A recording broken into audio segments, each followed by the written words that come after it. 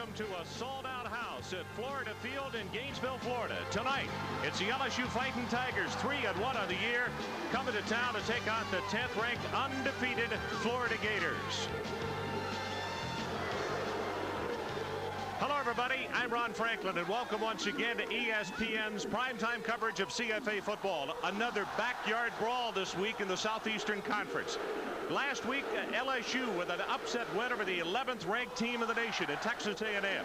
And for the Florida Gators, well, I'll tell you, this city is on its ear about this football team. They're 4-0. They're averaging almost 500 yards a game. And their favorite son, Steve Spurrier, former Heisman Trophy winner here with the Gators, is now their head coach. That's the upside of the story. The downside is the NCAA has given sanctions to the Florida Gators, which means no postseason play, and they cannot compete for the SEC title. So what has the team done? They have dedicated themselves that each week is their bowl game. And if they take care of business come the end of the year and they're undefeated in Southeastern Conference play, they may not get a trophy, but in their hearts they think they deserve at least a share of the SEC crowd. Gary Danielson with me as usual on the telecast, and the Steve Spurrier offense, almost 500 yards a game, is really something to behold. And usually what we try to do is talk about how the offense moves the ball, but tonight we're going to do a little something different. We're going to show how the defense is going to try to stop them. First of all, everybody knows you'd like to have the rush and make everything go, but assume that doesn't work. What we do is got to get rid of these linemen. They kind of get in the way anyway, Ron. To give them a meal or put them in the weight room or something. Next thing I'd like to have is some kind of a blimp shot or something. We have something like that? Oh, there we go. Now you see it. We got the defensive secondary right here. 5 underneath, 2 deep. This is what the zone look that everybody's been using to stop it. What you have to do to defeat it is get into these dead areas. Hold the guys with your backs. Run your tight end into the zone out here or over the middle into the deep here. But what the defense doesn't promise to do is to stay in the defense that they line up. What they do is they rotate their safeties like this. This corner drops back here, and they go 4 short and 3 deep. You know, the quarterback thinks he's got it, and all of a sudden they change it. All night it's going to be cat and mouse, cat and mouse. Now that's the way it looks on the telestrator, and that's the way it looks on our little board right here that I found down in the basement. But that isn't the way it works in the game, because in the game it works something like this. Hey, I said 63. You're going, hey, coach. I called the right play, coach. It just didn't go. I thought you had more respect for offensive linemen. So the Florida Gators try to remain undefeated, and the LSU Tigers try to see if they can come up with an upset on back-to-back weekends. ESPN's College Football Saturday, LSU at Florida, is brought to you by Thrifty Car Rental. Because it's your money. Call 1-800-FOR-CARS or your travel consultant. And by High Performance Compact Personal Computers. Compact, it simply works better. Oh, you can hear the roar at Florida Field. They are now standing and in great anticipation to see this one get underway. The Tigers and the Gators. First meeting 1937. LSU leads it 18-15-3. And take a look at that second line. Home team has won only twice in the last 10 meetings. Last year, field goal with the clock out. Florida won it 16-13. That's Ryan Ruling. He will kick it off with freshman from Altamont Springs. And this kickoff is going to come down Todd Kenchin. Ball is fumbled as the upback comes back to try to take it. And LSU will scrimmage shy of their 20-yard line. Here's the starting lineup brought to you by Die Hard. At quarterback, Chad Luke out of Baton Rouge, Louisiana. He will have Darrell Williams and Harvey Williams, the brothers from Hempstead, Texas, behind him. Todd Kenchin and Marcus Carter, the wide receivers. The tight end, Harold Bishop. He's a good one. The center, Blake Miller, one of the veterans up front. Landry and Andy Martin are the guards. And the tackles, Moai and Raymond Smoot. Smoot having to go from left tackle over to the right side. LSU comes out throwing on first down, intended for Kenchin. And let's look at the Gator defense. Culpepper and Mike Brandon, the 2 defensive tackles. Culpepper, a very good one. All-American Huey Richardson and Mark Murray, the defensive ends. The linebackers, Paulk and Odom on the inside. Ephesians Bartley and Godfrey Miles on the outside. The corners are Fain and Spencer. And the safety is Will White.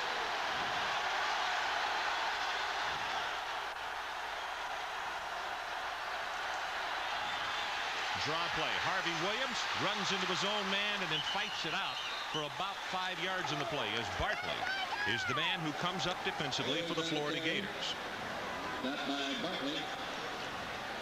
Godfrey Miles is listed in the program as a defensive back, but he is called the Gator back. Right, one of the few defenses you'll see in college football today that actually uses a 4-4 front.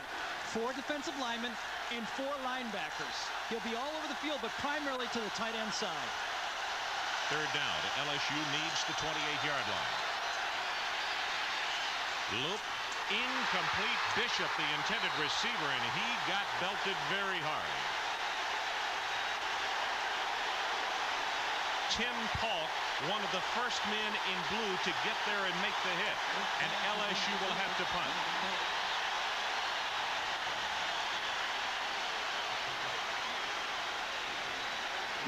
Brian Griffin, an average of just under 40 yards a kick, comes on for LSU. He is standing back at around the 10-yard line. Terrence Barber at a single safety as the Gators with a 10-man rush at the line of scrimmage. Remember, they blocked a very big punt in the second half against Alabama to score a crucial touchdown. Barber, great open field tackle as the Tigers are right there, and number 13, Ricardo Washington, making the tackle. Shane Matthews out of Pascagoula, Mississippi, gets the start at quarterback. Behind him, Dexter McNabb and Eric Rett. The wide receiver, Terrence Barber, who you just saw, and Ernie Mills. Kirkpatrick, and he's a great one, really highly featured in their offense. The tight end, Cal Dixon, the center. The guards, Ismail, and on the other side from Ismail is Bromley. Glenn Neely and Mark White are the offensive tackles.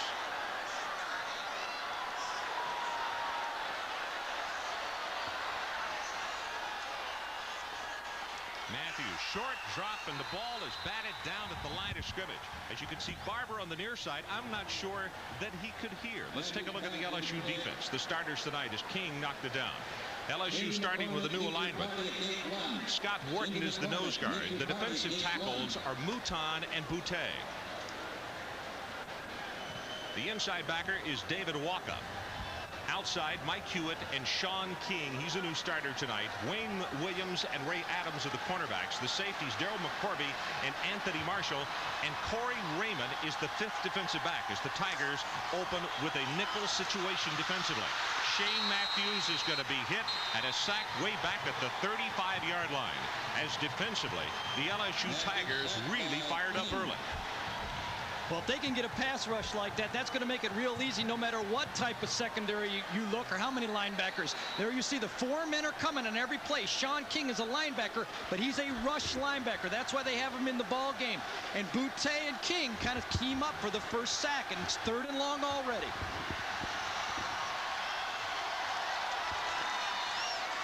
They go with the draw play. Rhett will take it for a couple of yards as David Walkup from his inside linebacking position is there.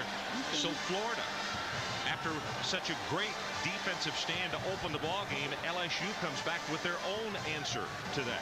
2 very good defensive teams. A good game plan, it looks like, by LSU. They're going to go with a nickel package the whole game, force Florida to run the ball. Todd Kinchin, number 11 in the nation, averaging 17 yards on a punt return.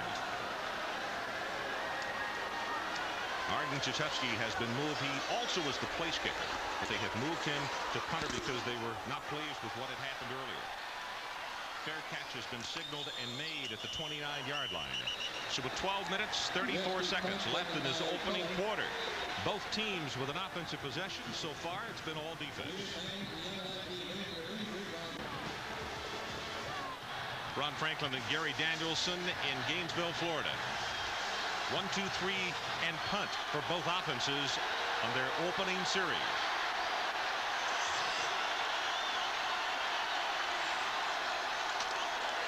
Florida comes with the blitz. Harvey Williams gets to the outside, and he will wind up with a gain of very close to 5 yards in the play. Jimmy Spencer, a senior from South Bay, Florida, defensively for the Gators. Harvey has been problemed by a hamstring, although in the warm-ups and on the first couple of runs we've seen tonight, doesn't look encumbered, does he? Offensive coordinator Enz Zodbrecker said that he was a little bit ouchy with the hamstring. Last year was a groin, but he seems to be running very well. Nice play. They're trying to spread him out a little bit. That 4-4 is very difficult to run. There's 8 guys right up near the line of scrimmage.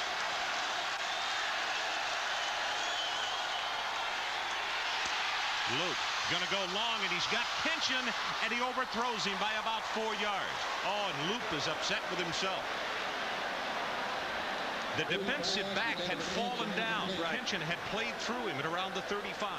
Yeah, you have to really understand here. When Loop lets this ball go, he doesn't know the corner's going to fall down on the play. He's got to put it out to his proper spot. It probably was a little bit overthrown anyway, but he's got to throw it out there. He doesn't know when he lets that baby go that he's going to have a guy wide open, you know, and now he's going to say, oh, my God, if I'd have known that just one more second, and of course, score is 7-0.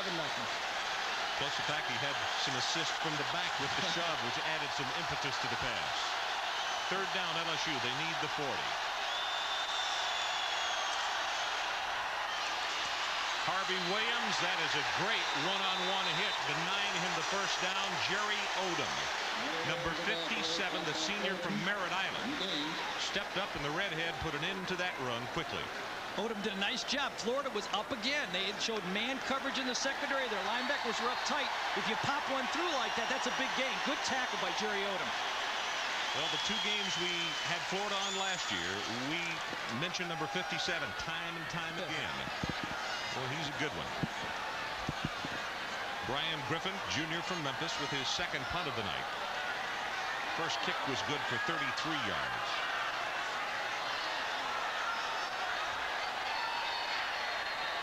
Flag comes down.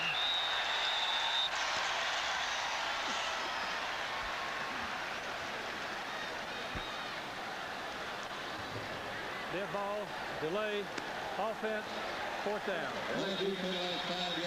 Mac Gentry, our referee tonight. Well, there's a 5 yards. It's well worth it if you get your blocking situated. I mean, last time it was a little bit close. 13th in the nation. They've improved their special teams. One of the real goals that Mike Archer had going into this 90 year.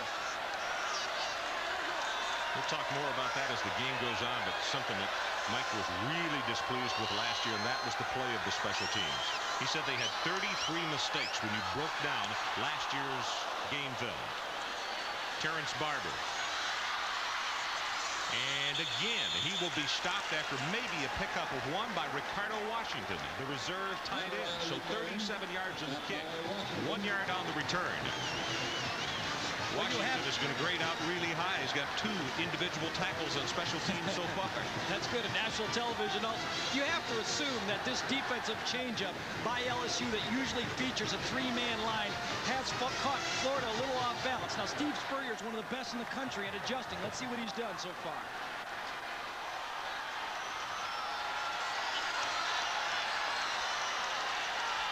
Kirkpatrick, the tight end, is the man who shifted over, but they give it to Rhett. Hole closes down quickly, and he is going to be stopped by Sean King, number 89. Sean starting tonight in the place of Swan. 6'3", 239 pounds. He is out of Monroe, Louisiana. And one of the reasons he's in the ball game is that the defensive staff thinks that he is a better pass rusher than is Swan. You see King, he's going to go with the tight end. They shift when both teams shift.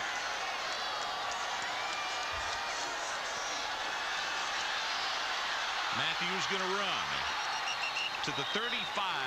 Scott Wharton is there for the Tigers, and I can promise you that Steve Spurrier, unless need be, doesn't want to see Shane Matthews doing too much of that, because he was really bruised up and probably didn't throw real efficiently until about Thursday because of last week's game. It encourages them to get up and get some positive yards. Excuse me, Florida's going with a little bit of a no huddle right here. They're calling the line real quick, trying to keep the LSU defense on the field, but they're already in nickel. I don't know exactly what they gave there. Quick pass is complete at the 41-yard line, and it looks as though they're going to give him the 42. That's enough for the first down. Corey Raymond came up and made the stick. Well, Matthews just went to the player who was uncovered right here at the bottom of your screen near the numbers. Nobody's head up on him. He just pops up and throws it to him. That's a little eye contact. The receiver will look at the quarterback. The quarterback looks at the receiver, and they know they're coming to each other. Hey, that's a pickup of a first down. Looked like Louisiana was LSU's a little bit confused with the no huddle right there. So it paid dividends. McNabb comes in at fullback for the Gators to join Rhett. Rhett 61 carries 340 yards in the first 4 games for the Gators. Gets the call again. Submarine as he crosses the 45, and it's David Waka, sophomore from the Woodlands, Texas, just north of Houston. David is another one that Mike Archer and his staff, defensive coordinator John Mitchell, say has been a very pleasant surprise. We really like him, don't we? Freshman all SEC last year, and he's back in there playing the middle, even in the nickel right now. He might leave the game if they go to a dime, but for first and second down, at least he's going to be in there. Swan's also in now.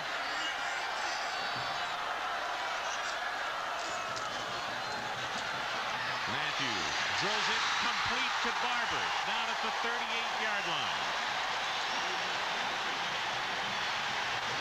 Anthony Marshall makes the tackle, but it's good for 18. Shane Matthews right here is going to be throwing a pass against the zone. There you see him drop. Now watch the underneath coverage. Hold the linebackers, and there's that dead area in there. The free safety has to make the tackle. 18 yards. Very good pattern. That's what Steve does well, is gets his flare control, holding those linebackers to find the dead area in the zone. McNabb, first carry for him. And the big fullback at 238 pounds rambles down to the 33. Mark Boutte is holding on. Mark is the best of the defensive tackles for the LSU Tigers. He has recorded 25 tackles so far in this early season. Florida comes in with a second tight end, and they really like to feature their tight ends in the offense, particularly number 88, Kirkpatrick.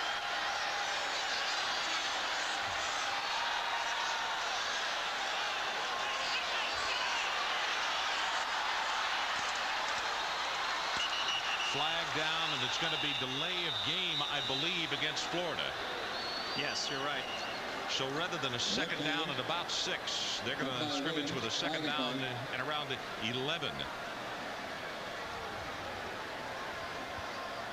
Dead ball, delay, offense, second down. Ron, when they come out, when Florida comes out with the 2 tight ends in a balanced formation, Shane is going to call a check with me type system, either running the same play and off tackle to the right or the left, whichever way the defense is overloaded. Took him a little bit too long to get it fired out that time. Again, Florida with the 2 tight end alignment. Kirkpatrick lines up on the right side. We will keep an eye on him.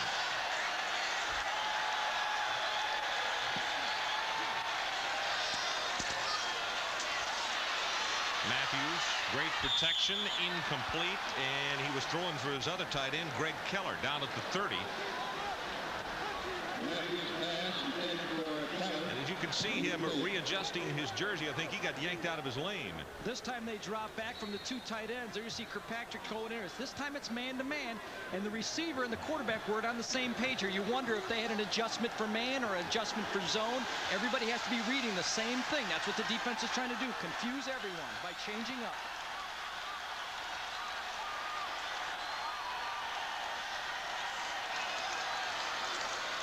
On third down, Matthews incomplete as he got a hurry on the play from Mark Boutte. Number 95 was in his face. This time again, you see a little bit of a delayed blitz this time from LSU, and they come in and put the pressure that they have to come in. He has to let it go a little bit too good. That's a good job there, Boutte. Don't hit him. Don't get the cheap penalty right now. You got him punting anyway. Nice job, Mark. Arden Krzyzewski, first punt, good for 34 yards. That's Ray Adams, sophomore from Jasper, Texas, the single safety for LSU.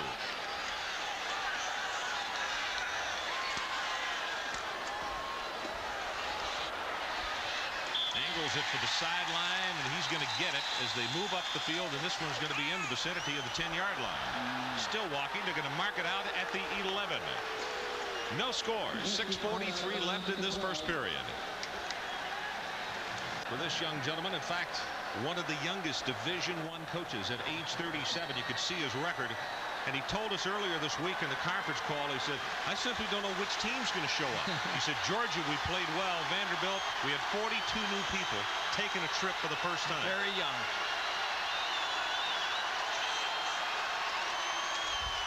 Harvey Williams, there is nothing in the middle of the line. Fumble! Florida recovers at the 5. Dexter Smith.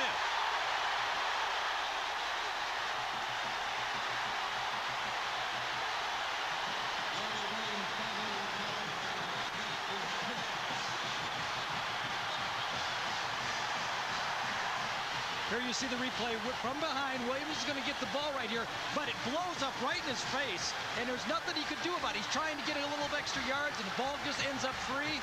And who picks it up here, Ron? Help me right here. It is Dexter Smith that ends up on it.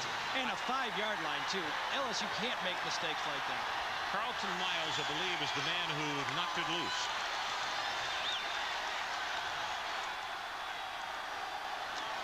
McNabb, he'll score.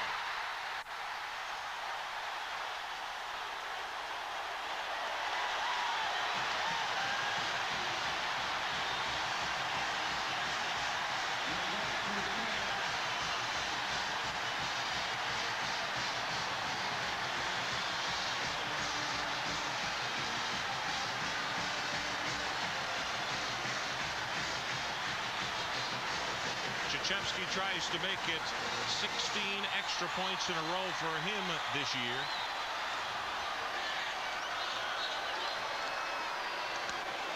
And it is blocked. Now that is a free ball and will score 2 points if he makes it. Wayne Williams will take it for 2 for the LSU Tigers. Wow. Scott Wharton, I believe, is the man who got the block. He didn't only get it, he just about ate it. I mean, he was as close to that thing as anybody. That has a major breakdown right there. And from 7-0, it goes to 6-2, and that's a lot different score. Believe me, I tell you, that makes it. Instead of being down right now, LSU comes back and they get the ball on an up note a little bit. Here's the touchdown first. You see him powering it right in the end zone. And he just followed the big old line. McNabb doesn't even get touched until he gets to the end zone line. Bromley provided a little bit of a push into the end zone right here. Of course, Miller gets his guy. There you see the double block. They rub off and get into the end zone. Dixon rubs off onto the linebacker, and McNabb doesn't get hit until he gets to the end zone line. But here you see the fake right here, right through the middle over the center. Boy, he just came right through. And he almost ate the thing, and then he knocks down the kicker, which allows the 2-point play by Williams. He's off the races. Nobody's going to catch him. Go, 2 points. So the new rule. So with 6:32 left in this opening quarter, it is 6-2 the Florida Gators. And you know, one of the things that Mike Archer and his staff have prided themselves on is the fact that the giveaway takeaway ratio, they have been +9, which is second best in this conference and very good nationwide. Well, they just gave it away for a touchdown, and then they got it back for 2 points. That's not a real good trade, but I'll tell you what, right now they've got a little bit of a pump coming back when they get the ball right now, and they've got a much better frame of mind than fumbling the ball on your own 5. Mullen to kick it off again. This is coming to Kenshin's side and will come out of bounds. So we'll mark off 5 yards. Steve Spurrier, and have you noticed the difference in attire? I guess because of a night game, he normally wears that visor, but doesn't have it on tonight.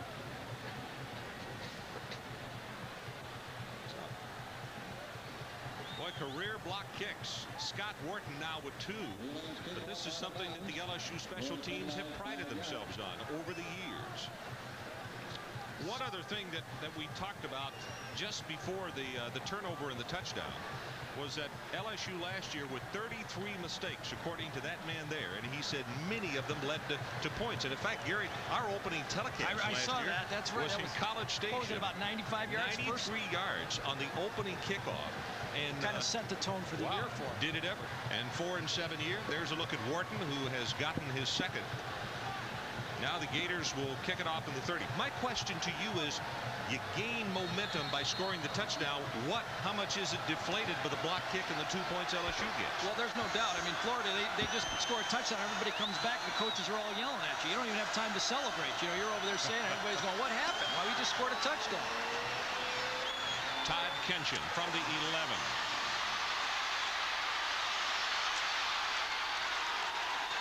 Todd will be wrapped up just short of the 30. Greg Diamond is down on the bottom of that line.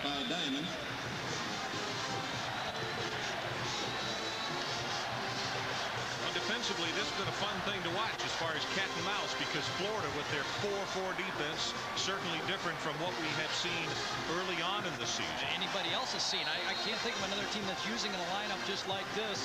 Defensive coordinator Jim Bates brought it with him, and he's had it with him wherever he's went.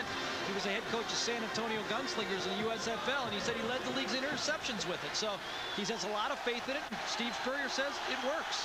Of course, with the guys they got out there, I think there's a lot of defenses that would work for him. Harvey Williams. 1 yard, maybe 2. Brad Culpepper, a junior from Tallahassee. Brad has not gone unnoticed, but Huey Richardson gets so much attention, as does Fain. And that gentleman there has played extremely well. Saul Graves is in at quarterback on this series. He is a senior from Monroe, 6'5", 194 pounds. Has passed 40 times, completed 18, 296 yards and 2 touchdowns. And I don't mean to jinx the Tigers, but they have not thrown an interception this year, either quarterback.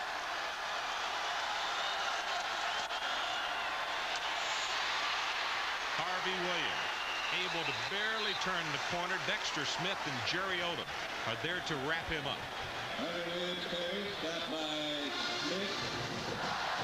There you see Saul, 6'5", 195-pound senior, played behind, Tommy Hodson for the last 3 years. And there you see his stats from last year. He's a fifth-year senior. And, boy, I tell you, it'd be a big thrill to come in here and play and throw the ball.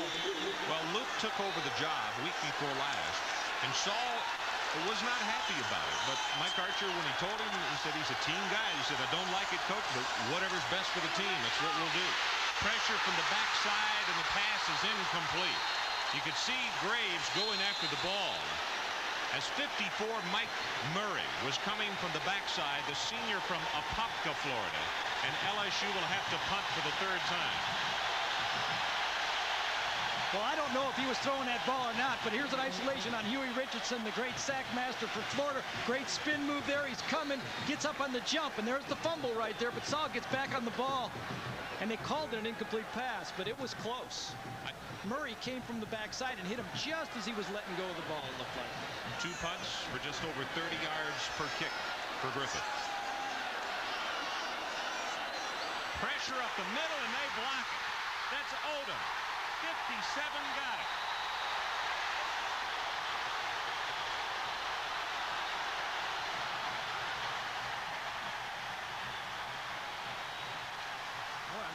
What did I tell you at practice on Thursday? He's a coach's son, and in fact his dad has won 3 state championships, and every time we've had him on, he has been all over the field. Not much the blocking back could do there. 2 guys were coming free. He had to block one of them, and they blocked that one big time again. There's nothing the kicker, the punter could do. He wasn't too slow. There he comes free. Ron, I think I could have got that one. There was just run right up the middle right there. Coach's son or not, he came right up there. That's got to be the scheme. Willie McClendon, junior from Jacksonville, the lone setback for the Gators. Pass is caught by Barber. Goes inside the 15 and is out of bounds at the 12. Corey Raymond is there to make the stop. So the LSU Tigers fumbled at the 5-yard line. Florida went in to score, and now the Gators have blocked a punt and have the ball in great field position. 4 block kicks this season for the Florida Gators.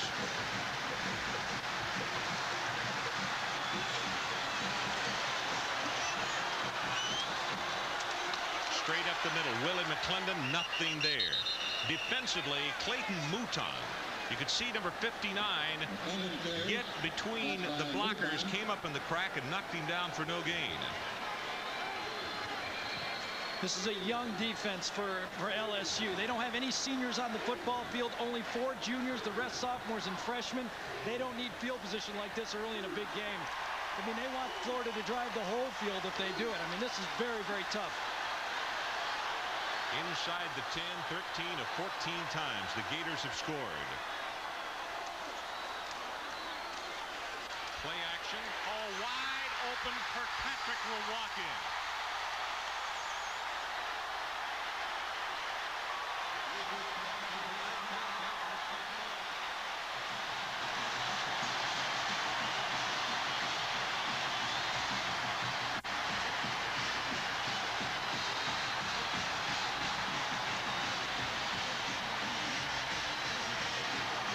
told you that the Gators love to feature their tight end. Kirkpatrick already has caught 19, which is far and away more than anybody else in the Gator team. That's number 20 and his 3rd touchdown of the season.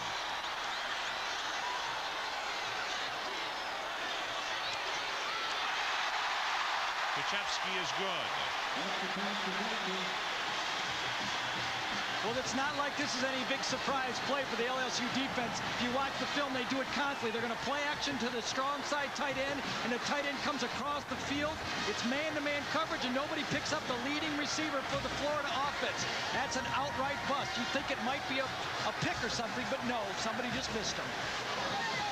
13-2 Gators.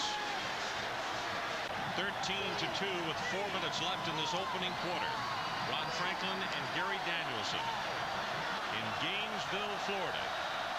And by now you may have a pretty good idea of why the Florida Gators are 4-0.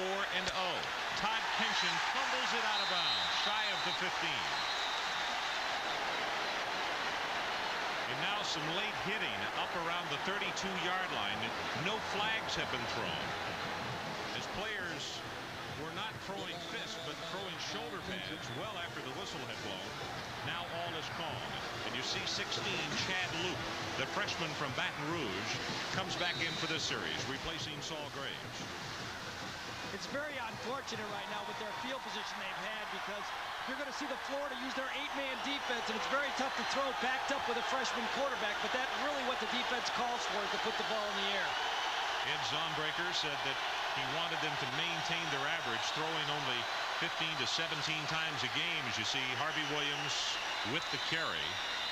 Brad Culpepper is there defensively. But so far, the Tigers, if they're going to throw that few, they are 0 of 4 in their attempts so far.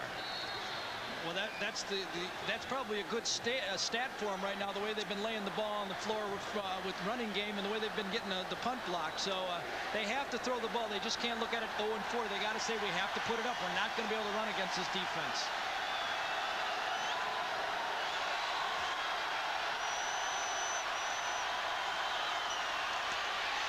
Luke reverses it out. Wants to run, and he will have a couple shy of the 20-yard line. It's Godfrey Miles defensively. And on this upset Saturday, let's hear from our friend Mr. Brando. Tim. All right, let's show you Washington and Arizona State. This is Brad Williams punting the ball away, and Bino, don't call me Cook, Bryant, going 81 yards for the Huskies. That made it 21-7. Mark Brunell since scored again to make it 28-7, Ron. LSU with a 3rd down. They need the 23-yard line. Luke has it complete over the middle, out to the 35, and the 36-yard line is Marcus Carter. Will White defensively, and Will saved a touchdown. Well, Luke puts this one right on the money. 5 rushers for Florida. He just a timing pass, quick slant, a lot of open field out there, and he hits him on the run. Nice throw, and Carter only got 1 man to beat, really. Nice tackle and a big play to get out and get him some field so they can do something on offense. It's the best field position that they've had so far. See if they can keep it. Movement on the LSU offensive front. Culpepper came across and made contact. John Allen report to the south end zone first aid station. John Allen report to the south end zone first aid station. Dead ball. False start. Offense. Still 1st down. Ron, as good as Mike Archer and the offense for LSU feels about that 1st down, you got to believe the LSU defense is happy about that. Get a couple seconds to get a rest, get a cup of Gatorade, and sit there and say, hey guys, we're not that bad. We just can't give them the ball on the 5-yard line. They've already given all the Gatorade they need to give tonight. A fumble and a blocked punt. Darrell Williams, the big fullback, brother of Harvey Williams, 6'1", 219 pounds, goes forward out of the 35. Mike Brandon, a junior from Perry, Florida, wrapped him up. You just joined us. 13-2 our score. The Florida Gators lead. Clock running with 1 minute and 35 seconds left in this opening quarter.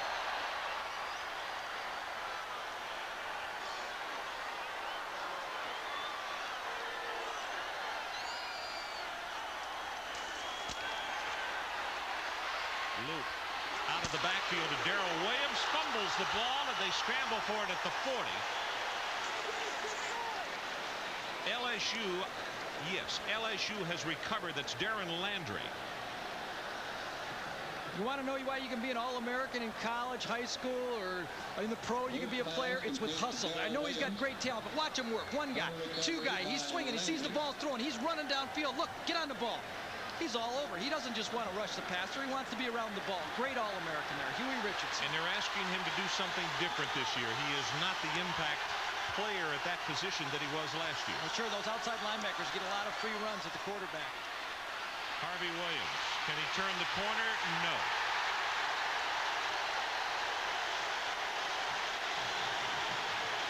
Del Spear,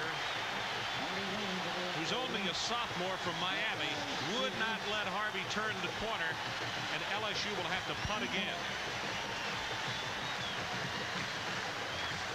Well, Luke is not a great threat on the option. They force him to pitch it, and Spear plays off the wide receiver and strings it out, and he makes the tackle on the sideline. Great defense by the Gator defense.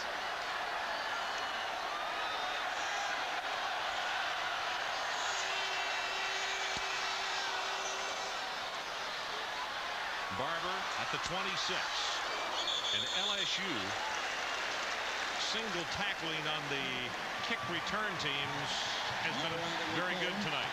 Let's take a break. Gators on top by 11. At the end of the first 15 minutes of play, 13-2, the Florida Gators. LSU with one offensive first down in that opening 15 minutes.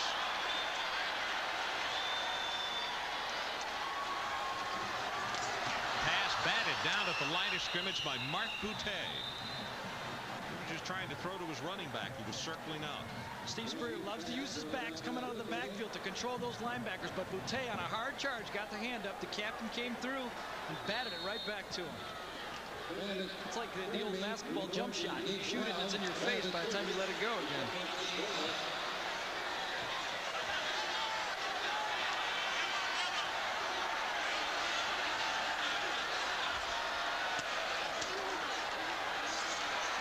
Shane Matthews under pressure. He'll run it. He's got a lot of room. Hit with a head-high tackle at the 49-yard line. Anthony Marshall is the man who collared him. That's good for 19. But Anthony left a calling card. And of course, as we mentioned, Shane Matthews already very bruised up after that game against Mississippi State last Saturday. Has a little bit of a hip pointer or a bruised stomach muscle, but you know, Coach Spurrier told us he'd like to see the quarterbacks if nothing's there, and especially when the defense is playing man-to-man like they are here. There's a lot of room for the quarterback to run. Just tuck it up, get what you can do, be an athlete, run to the sideline, and get out of bounds. Well, he did almost all of that. Just didn't get out of bounds in time. Rep tries to get outside, and the LSU defense is right there to stuff him. Ray Adams from his right cornerback spot wouldn't let him turn the corner. It's going to be second down and 10. And something that Florida has done extremely well throughout the early part of the season is good yardage on first down. They tie in their passing game with the draws and the screens that they use, and that's a very effective offense on first down. He's not afraid to put it in the air.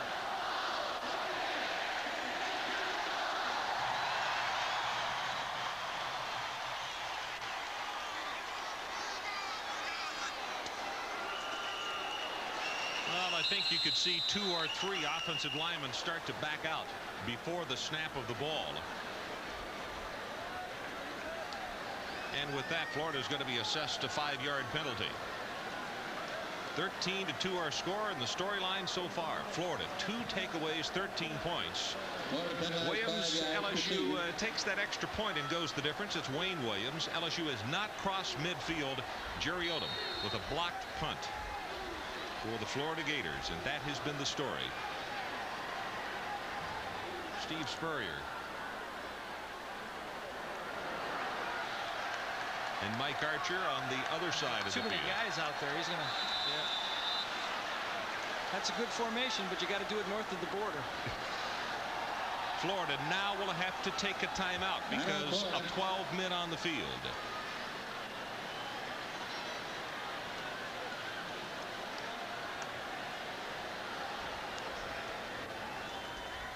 So Matthews gets a chance for a breather and to talk to his head coach. College game day Saturdays at 11:30 a.m. Chris Fowler, Lee Corso, and Charlene Hawks. And then next week at 12:30 Eastern Time, the 20th ranked Ohio State Buckeyes in Big Ten action against Indiana. Then Texas against Oklahoma. That's always a sellout at the Cotton Bowl in Dallas. 4 o'clock Eastern Time start on that one. And next Saturday night, Gary and I will be in Knoxville, Tennessee for, I'm sure, 96,000 Florida at Tennessee. We just keep going from good to better every week, don't we? I mean, it's just been one ride so far. Does it get better than this round? I'll tell you. Well, the game we had last week probably was as dramatic as anything that you think you're going to see. But earlier this year, we had a tie with no time left between Michigan State and Syracuse. And next week to go to Knoxville, who knows what could happen there. And tonight in this one, 13-2 right now, the Gators leading the Tigers, but lots of time left in this ball game.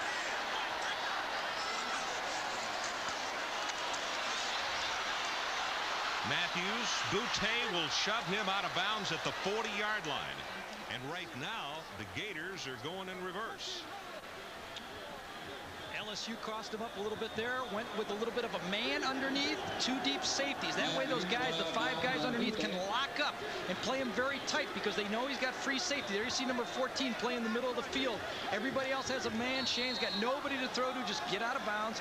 Sprint out of bounds, though. Get one more step. There he is in the pocket. He's looking down. Matthews there. No, got nobody. Now it's 3rd and 20. Florida needs the LSU 41-yard line. Matthews incomplete at the 45. Wanted Alonzo Sullivan.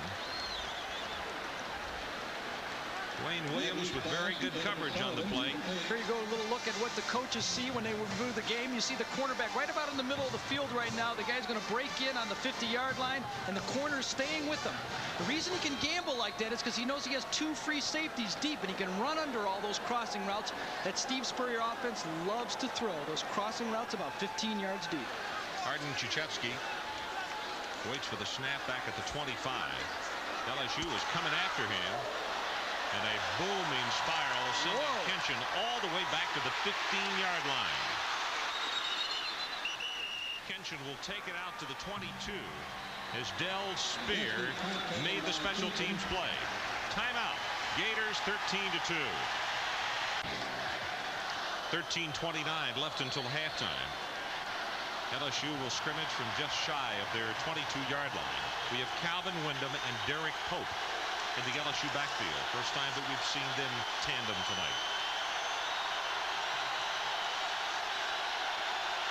Chad Loop is right in front of the student section. I don't know if they heard that audible or not, and he throws it complete to Kenshin. Spins off one tackle, and then Tim Paulk just takes care of him from nowhere. Let's go to Tim Brando. Washington and Arizona State, and let's show you what happened in this ball game. Kurt Lasher at quarterback, Ron, handing off to Kelvin Fisher, back to Lasher, and he will air it out to Snyder for a touchdown. That measures 63 yards. Arizona State on the board. It's 28-14. Back to Ron. Thanks, Tim. There you see our score. And Luke, by the way, has now hit 3 in a row. As Wyndham goes straight ahead, and Tim Paulk again, one of the first men there, along with Williams Gaines, freshman from Jackson, Mississippi. There's big number 99, and Tim is only a junior. He is from Miami, Florida. Speaking of Miami, boy, did they take care of the Seminoles today. You kind of see it, you know, with Notre Dame losing again. It's going to turn it flip-flop everything again. Who's going to be number 1? But you know, LSU hasn't done much offensively, but if they would have hung on the ball, this would be a tie game right now. Well, they're all up there. 11 men on the line of scrimmage, just like a punt. Luke rolls, overthrows Kenshin on 3rd down. 11 men on the line of scrimmage that time. Everybody's coming. If they would have completed a pass, a slant, or something, would have had a big play. There you see it. You know, as a quarterback, there's nobody back there. Just throw it to somebody. He had pretty good time here. Just threw it a little wide. Well, let's see if Florida comes after Brian Griffith again.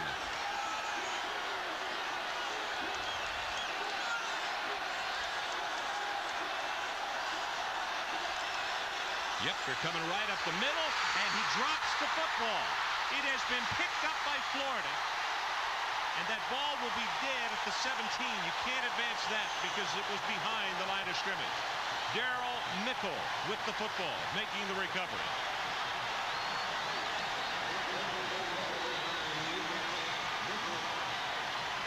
Nothing could be more embarrassing to a football team than to have this happen to you twice in the game.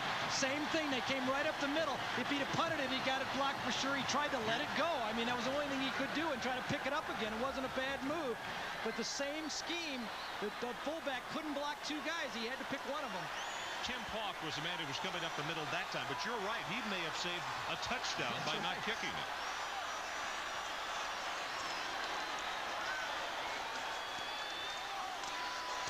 Rhett breaks it up the middle, inside the 15 and down to the 12. Checking it's number 5, Willie McClendon, carrying the football for the Gators. Well, we haven't seen the kind of offensive display by Florida that we came to expect, but with this type of football field position so far, because of the mess-ups in the kicking game and dropping the ball on the floor on the 5-yard line, I mean, they've just had to run the ball, and they fooled them with a little play-action pass. It has been ruled a fumble rather than a block kick, and as you could see in the replay, that he pulled up and did not kick the ball. So fumble, no block kick. 2 fumbles now against the Tigers. McClendon turns the corner, puts a head down, and Mark Boutte says, brother, that's the end of the road. Close to the first down, but I don't know. You know, it appeared like good defense, but they still picked up about 4 yards on the play, which is a very effective play down on the inside the 10, 11, 12. Here you see Mark Boutte. He's going to get in the middle of this. He goes down the line of scrimmage, the cut back right to him, and he stops it, but that's still a 4-yard gain, and that's very effective. You know, Ron, that doesn't count as a block kick, but I tell you, everybody knows that that's a special teams error again, and if it doesn't find, you know, that's just a matter of semantics. It's a fumble, yes, but everybody understands that that's a special team fumble, and those things just absolutely kill you. Florida will line up after this measurement, and they do not pick up the first down. Steve Spurrier sending 3 tight ends in the ballgame. Kirkpatrick, Keller, and also Charlie Dean. Charlie's a redshirt freshman from Inverness and is very impressive.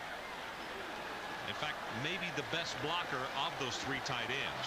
And when we watched them in practice on Thursday, we commented on the fact that we didn't see the tight ends drop a pass all afternoon. Well, they like all of them, and they think they can all catch. Of course, Kirkpatrick's getting most of the action right now, but they've got a lot of guys that can catch the ball. I know Spurrier likes to throw the balls in these situations. 3rd and 1. Let's see if he does it.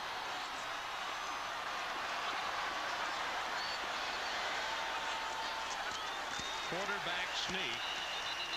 Shane Matthews over the top. Scott Wharton is down on the bottom of that mass.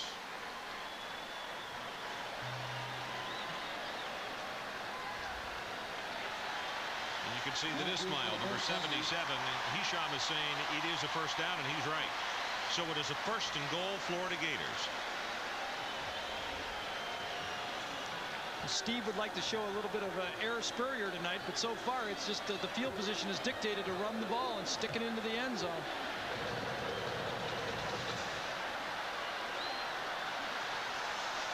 Florida's going to have to hurry. The 25-second clock down to 1, and I don't know if he got, yes, he did get the timeout just as it was going from 1 to 0. So Florida has to burn another timeout. 10:05 left until halftime. Gators by 11 and knocking on LSU's door. Ron Franklin and Gary Danielson at Ben Hill Griffin Stadium in Gainesville, Florida. And here's the situation. Florida's 4-0. Look at Steve there. That was the last timeout they had to call. Steve gets upset. He's a perfectionist. You know, he gets those guys on that one. It came out a little bit late, and he could see the time clock, and he wanted to call it down. 13-2, the Gators lead. They have just recovered a fumble from LSU. They took it at the 17-yard line. Pitch to Rhett. Cuts back to the left side and is down to the 3. A Swan stayed at home to make the tackle. Looked like the blocking went right, and he just cut it back to well, unless it was a design play. Everybody did reach to the right, and perhaps that it was a design play because he sure takes it back quickly. Yeah, that's a design play because the quarterback flew out of there fast. They're trying to get all the momentum to go the other way, and someone stayed at home, and that's what you have to do and play good sound defense near the goal line. It was Greg Keller who was out there trying to block on Swan. Same play, and this time ref will score as 2 flags come down.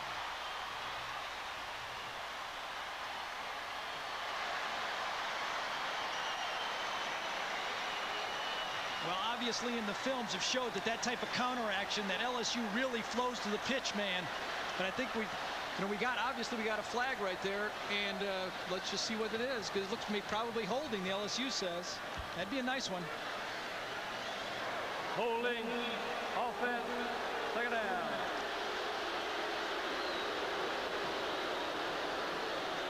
Well, Swan the last time would not be blocked as he got by Keller, and I wonder if he is the one who got held. Well, you would have to assume that Keller has the toughest block on that. He has to hold it a very long time, and he's got Swan in his face, so he has to do it a very long time and hold it. Now, if it's Dean or Swan, whoever that weak side tight end has to hold the block for a very long time. Florida penalties now 4 for 25.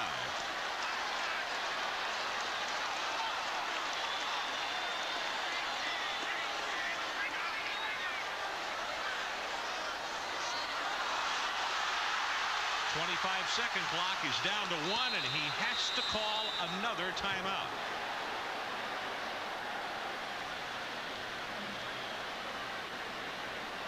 Well, he used up all his trump cards. I mean, he's got none of those left. And Steve is saying that's the right move. It's too big of a play to just waste it. He had a play on that wasn't going to work against that defense. He wanted to go to an audible, and he had to call a timeout. So Florida's fresh out of timeouts. Hey, don't forget, one of the great shows each Sunday, noon Eastern Time, NFL Game Day.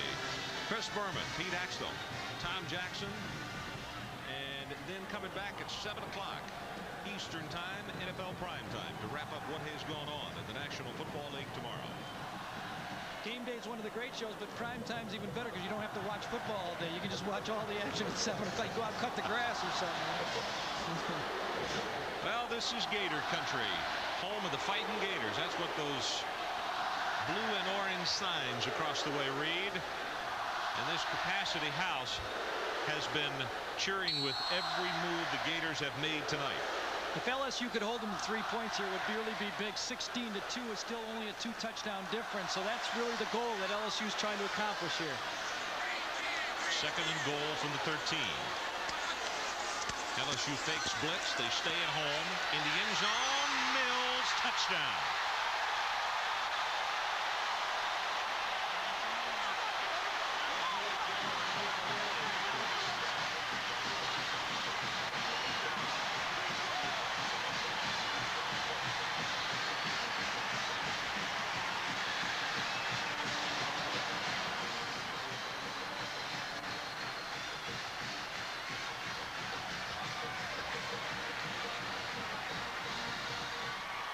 After the extra point, I think we'll see just how close to perfect that pass was. There were defenders all around here.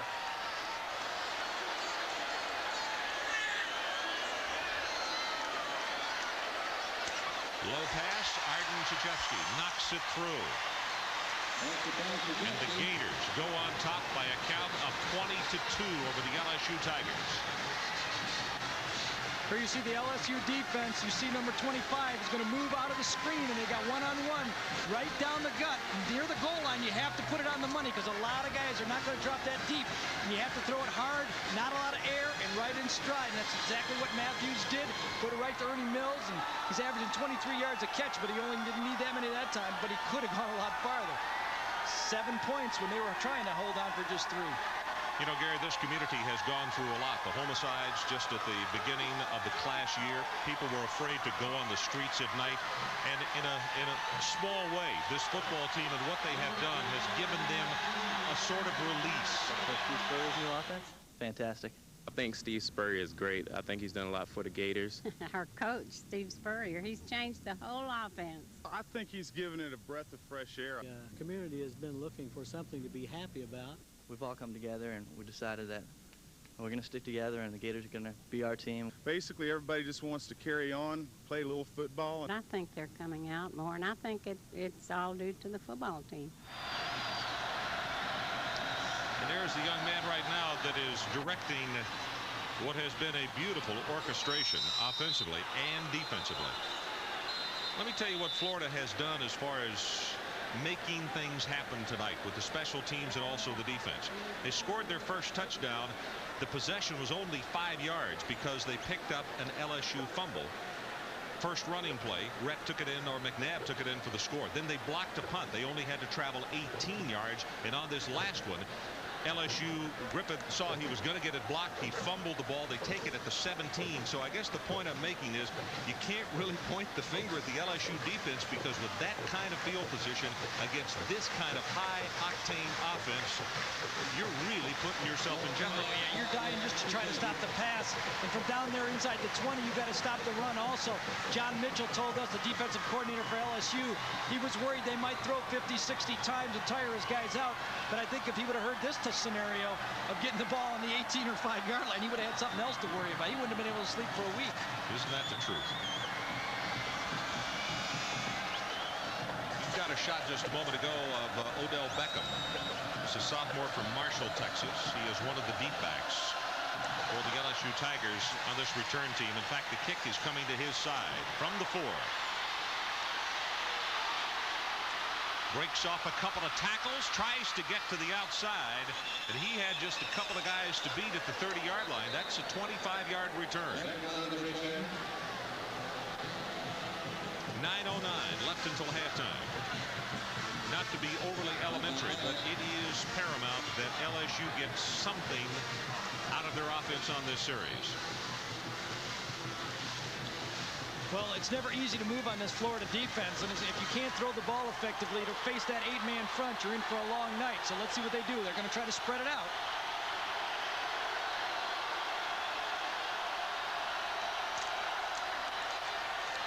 Slip screen.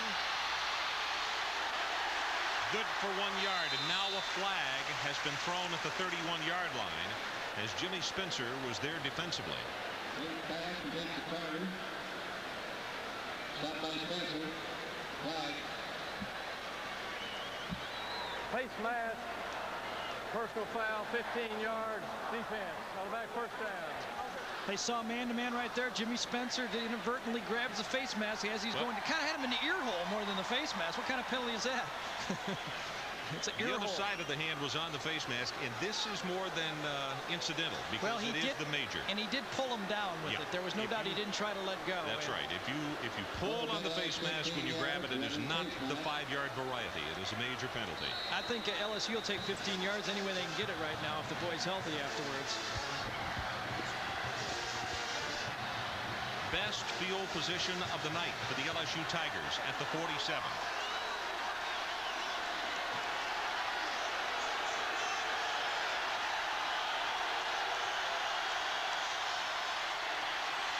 Luke looking for tension and well overthrown. It was Godfrey Miles who had the cover. He's the Gator back. Godfrey Myers, Jim Bates said, is the prototype where you see a checkoff. He is expecting man-to-man, but you see Florida drops in the zone, and that's the mind game they're playing all night. They show blitz, they drop in zone, you check to a blitz audible, maybe a quick slant, somebody out in the flat, and they drop the zone. You don't have the right play on, you have to throw it out of bounds. Another nice job by the Florida defense disguising what they're trying to do.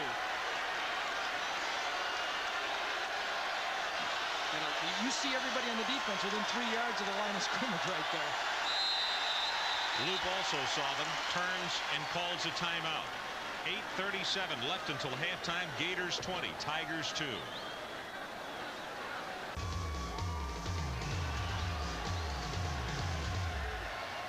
Boy, is that a gorgeous moon coming up over the corner of the stadium out there.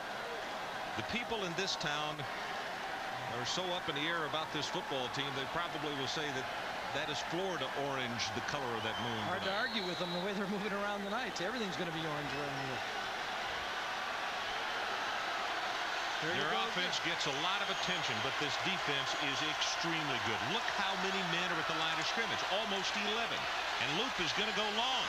Going for Kinchin, and a marker is down at the 20. Richard Fain had the cover. Boy, I tell you, Kitchen is very smart. He slows down for this ball and draws the interference. A very good play by a receiver right there. That's what the quarterback loves, because it's hard to hit those guys in stride. Pass interference, defense, first down. Watch Kitchen on this play. He's going to run a streak up the sideline. Fain knows he has them all over the field. Little stutter, and there he goes. Doesn't open by that much. Good job by Fain. Now watch Kitchen. He puts his arm out. Who's grabbing who there? You know, that's tough for the defensive back. Kitchen's kind of pushing and slowing down, and he has to run over him. Last of it right here. He goes up to try to get it at its highest point. I think that's pretty good defense right there. Hey, it's great defense. Fain, the last 2 years, 2 interceptions last year, 2 interceptions against LSU the year before. Second year in a row, he's a Jim Thorpe finalist for defensive backs in the NCAA. He's showing why again. Oh, he's got him wide. Going to go wide open at the 15-yard line. Ricardo Washington will go to the 11-yard line. Kind of caught him on a quick count again, and he was wide open. You're right on that one. Maybe he had him, maybe 15, 20 yards in the open that time. Gets him out, a little play action pass. Comes back. I don't think that fooled too many people, though. It was a pattern. There must have been some kind of breakdown in the coverage there. And there's a guy standing. That's as nice as you get it. Like a punt return on that one. You just stand there and catch it. Nobody there. Grab it and get what you can. Harvey Williams tries to spin off a tackle, and Tim Paulk, number 99, along with Brad Culpepper, are there to stop that run for maybe a gain of a yard, and that's it. I think that's the first time we've seen LSU take advantage of only 3 defensive backs for Florida. You know, they spread them out a little bit. They ran a running play. They committed, and they ran a little play action out and up down the flat, and that was a big play for them. That's what they have to do.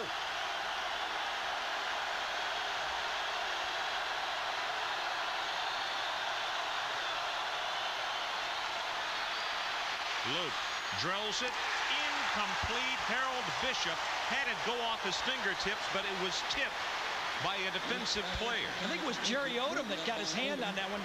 He was covering the tight end coming across, and he just all of a sudden looks around and the ball's coming, and I absolutely believe that he was throwing to a different guy here. There you see him throw it, and now here comes another one. The tight end comes in the picture, and Odom's right there. Nice effort. Now that's a coach's son. The other one, he could have been a minister's son to block the punt, but this time he was playing and following and doing his job.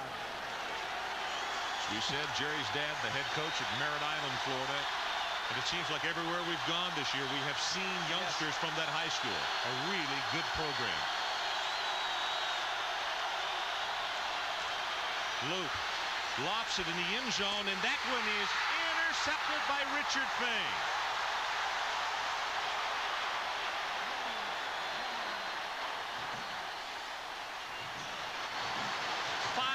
Interceptions for Fain in the last 3 years against LSU. That's incredible. Mike Archer said he's going to be happy when this guy leaves. He's going to go out and shake his hand. Seems like he's been here forever. And when you intercept 5 passes, I'm sure it does seem that way. The Gators here dropped into a zone. LSU was trying to run a little rub play and get somebody into the flat. There was nobody to throw to, and all of a sudden he just loops it out there to Fain.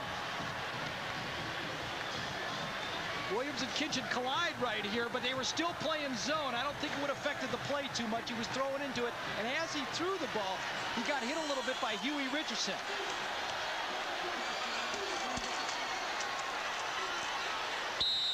Running play maybe for a yard by Rhett. You know, the really ironic thing about the play, Huey Richardson hits the quarterback's arm. Fain makes the interception. And in the conference call earlier this week, Mike Archer said he was going to walk to the middle of the field and shake hands with both Richardson and Fain and say, I'm so glad you're graduating. And they were on both ends of that play for Florida. No doubt that Huey got his hand on the throwing motion, and Luke couldn't just quite follow through, and that caused it. But Fain, you know, you got to give him a little credit. He had good coverage before, and he comes back the right defensive call. Rhett turns the corner. One man to beat in a tackle made by Anthony Marshall. He was holding on for dear life.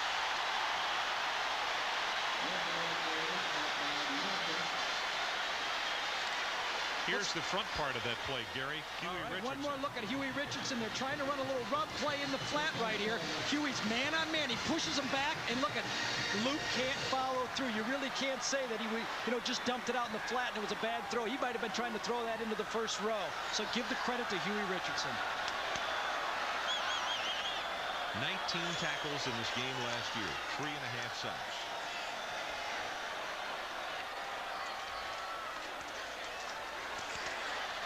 Flag comes down right into the middle of the pile, thrown to the umpire, and that's normally offensive holding. Walk up is down at the bottom of the stack, number 85.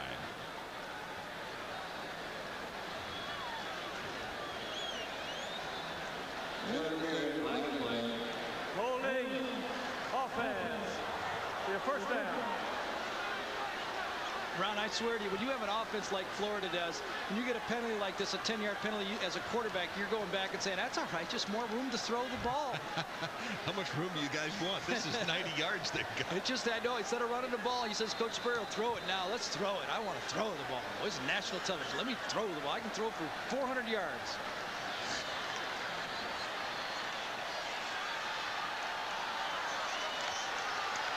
Steve Spurrier's ball club with a first down and 20. They need to take it out to the 30-yard line to pick up the first down.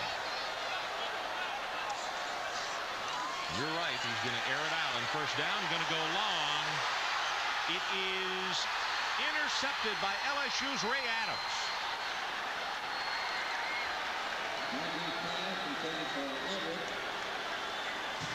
So LSU comes right back with a turnover, and that, of course, the turnover by the Tigers earlier on the interception, the first that they had thrown this year. Good coverage from the quarterback's perspective right here. He's trying to throw the big TD to the post. There you see it. The nice coverage by Ray Adams. Nice catch also right on the shoulder. I'll tell you what he would have done. Shane Matthews could have brought that one to the post a little bit more and made another throw. He kind of crossed him over and threw it too far to the outside of the field. You want to throw that between the hash marks when you're throwing a post route.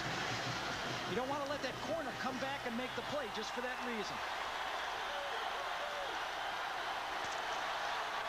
Odell Beckham and a flea flicker, and he wants to go long for Kinchin. And Kinchin has the catch at the 20-yard line. And when you see the replay, I think Kinchin had pushed off to get open. Well, he's a master at this. They ought to just go with this as their offense. Just run down there and throw the ball short. Little flea flicker play, one-on-one, but he wasn't open. You can't say they fooled the defense right here. It's good secondary coverage. He comes in like he's going to crack back. There you see Fain. Fain does not bite. Little bit left-handed push-off. No doubt he pushes off on that play. Gets away with it. Remember, Kitchen was also the play against Vanderbilt that had the call back on the Hail Mary when they lost the game to Vandy on the last play of the game.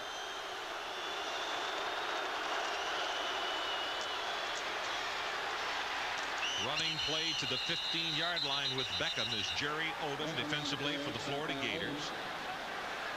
Makes the stop, but the line of scrimmage will be the 16-yard line. It's going to be a pickup of about 3.5, maybe 4 yards. Richard Fain is playing as good a man-to-man coverage as I've seen any cornerback play this year in college, in the games I've seen so far. He's just on him. He's very intelligent. He looks through the line to see where the ball is, and he plays very good man-to-man coverage.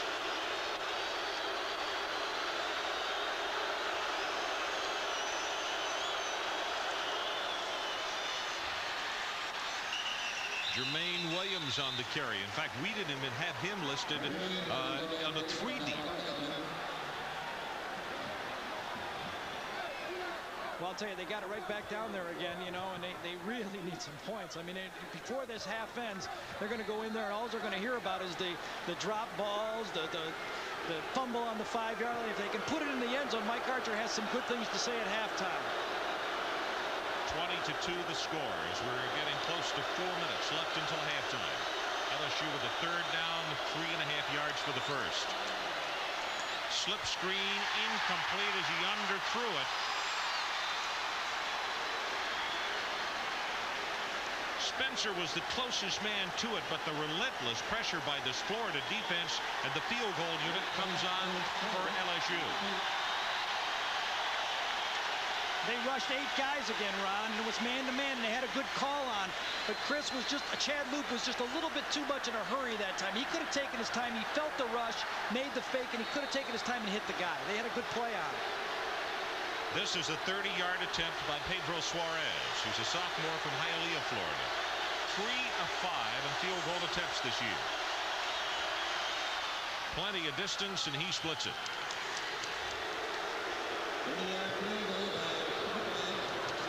Crowd still upset about the Kenshin catch. 3:54 left until halftime.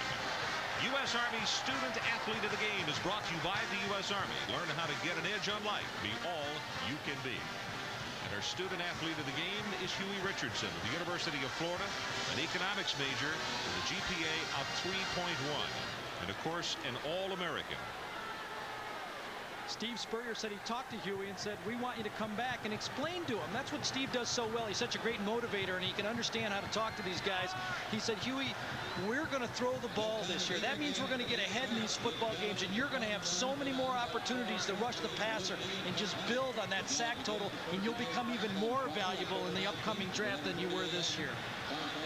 And, of course, as we mentioned, and as what you're alluding to, is the different role that they have him cast in this year. He has to be a less selfish player as far as he is not in the attack mode. And the defensive coordinator Jim Bates says he's really said, hey, coach, anything I can do to make this team win, I'll do.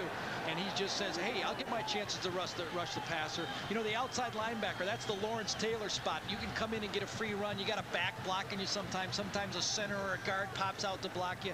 So it's a little different when you're battling that defensive tackle, offensive tackle all day. But as you saw on that last caused interception that he rushed in there, he moved that offensive tackle back into Chad Luke's face and caused the interception. Total offense in the second quarter, LSU 70 yards to Florida's 55. Out over the 25-yard line is Monty Groh, who is a reserve defensive back. And let's check in once again with Tim Brando. Ron, Arkansas will be in the SEC next year. That's why they're a targeted team by every Southwest Conference team this year. It's 28-10 TCU. Leon Clay has a couple of touchdown passes. And Texas right now is leading Rice 13-0.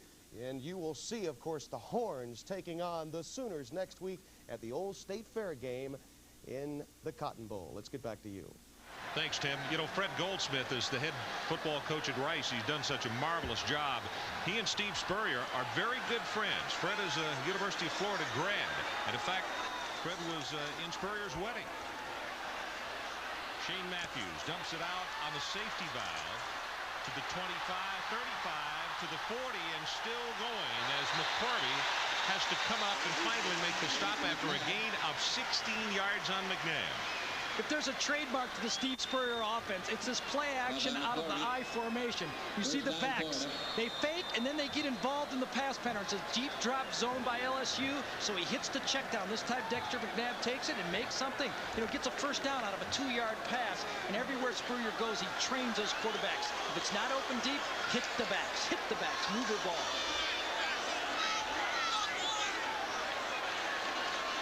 6 of 12, 1 interception, 70 yards as they keep it on the ground this time, trying to cross up LSU with a run on first down. And Scott Wharton was not fooled on the play. Nice job by Wharton. Knifed through there, and it was as he was coming to the quarterback, reached out and stuck an arm out there to trip the guy in the backfield. You know, that upset in the making with TCU leading Arkansas. TCU has been the fourth quarter big kick guy because they have outscored their opponents in the 80s to 7. They've had 3 come from behinds already this year. Tonight they're not having to come from behind.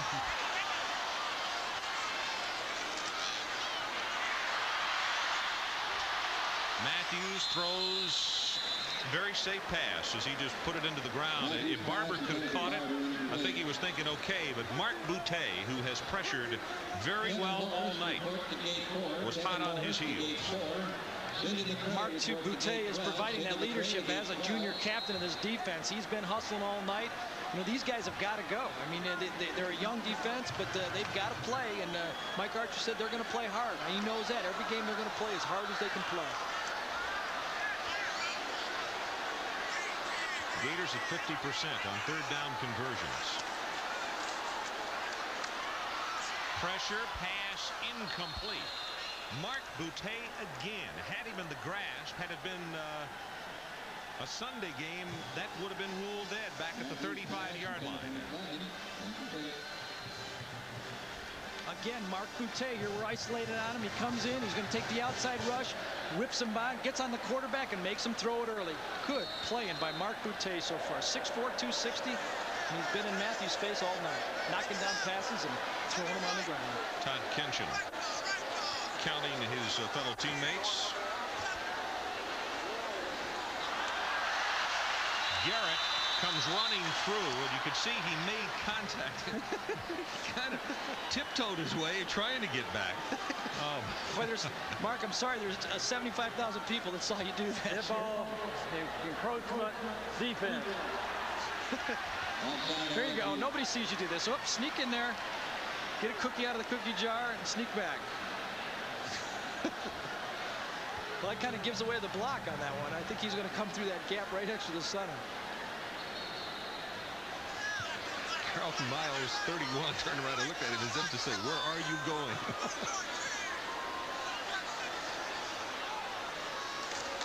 LSU coming after him and almost got it. Good acting job by Krzyzewski, but he was not roughed.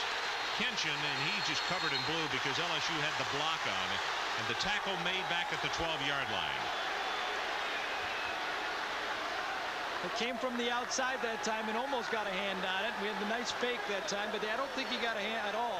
No, I think it's a good no call. Yeah. Good no call there. He got it away very cleanly. There you go. Shake hands with the punter. Yeah, nice try. Good job. Almost. Look at him smiling. Arden, I think you just tipped it. Come from the outside. He's got a free run on it, but that's where you want him to come from. Florida's been able to come from the inside. No, didn't touch him. Scared him. I bet he scared him, but he didn't touch him. Benson Fuller flying by. Harvey Williams goes topside over the 15 to the 16. Ball is still loose, but the officials, I think, have ruled it dead, and now the players still wrestling for the ball. Well, you know, everybody was pulling at the ball and underneath the tackle, grabbing it and gouging it in his eyes and back in his shoulder pads and telling him you already fumbled once, you're going to fumble again. And a lot of talking on going down right there. Harvey gets a little upset. He does not look like he's, running too bad. If he's any better, if he's 80-85%, I'd like to see him 100% because he's running real nice. 70 touchdowns in high school for that gentleman. Gained almost 6,000 yards at Hempstead, Texas. Groin injury last year in the second game, which slowed him down. And of course, he missed all of 1988 because of knee surgery. LSU has to be careful with the ball. Their chances of going 85 yards is almost zero. Luke.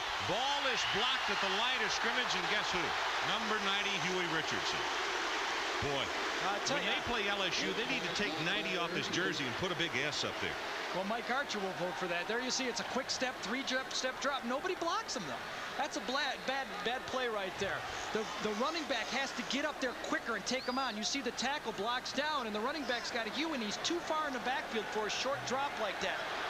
We've got Richardson already with 4 hurries and 1 without 2 block passes. The fullback has to get up there and get in his feet and help the quarterback on that play. Darrell Williams takes it out close to the first down yardage at the 24-yard line. Jimmy Spencer took his feet out from under him. And a timeout is called with 1 minute and 32 seconds left until halftime. So we'll take a break. It's the Florida Gators 20 and the LSU Tigers 5. We'll be right back.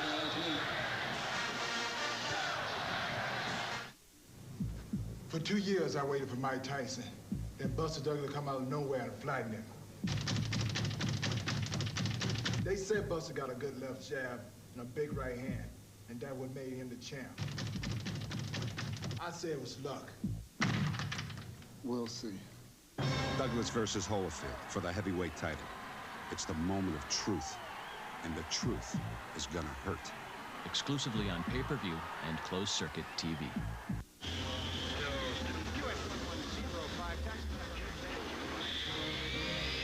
DHL announces 1,466 flights daily. One flight every 58 seconds. The fastest service to more countries in the world of any air carrier. One restriction applies. You have to be a package. DHL, faster to more of the world. This shoe's got a lot of leather, it's light, and it's comfortable, and I'm gonna wear it. Joe, it's a basketball shoe. I'm gonna wear it. You can't stop this. No, it's a cross trainer, and I'm gonna wear it.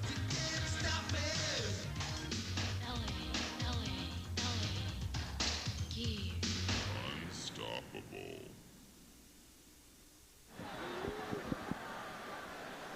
20-5 our score with 109 left to play, and the band and the Gators extremely happy as the Gator band getting ready to entertain at halftime before this sold-out house at Florida Field. How'd that guy get in there? We missed one play. 2 timeouts have been called, but after the first one, they didn't take it a full 60. A 5-yard pass was thrown to the situation. The Tigers with a 2nd and 5 from the 30. Pass complete to Kenshin, and Bartley almost took his head off. Oh my goodness, what a hit. And Todd is flat of his back.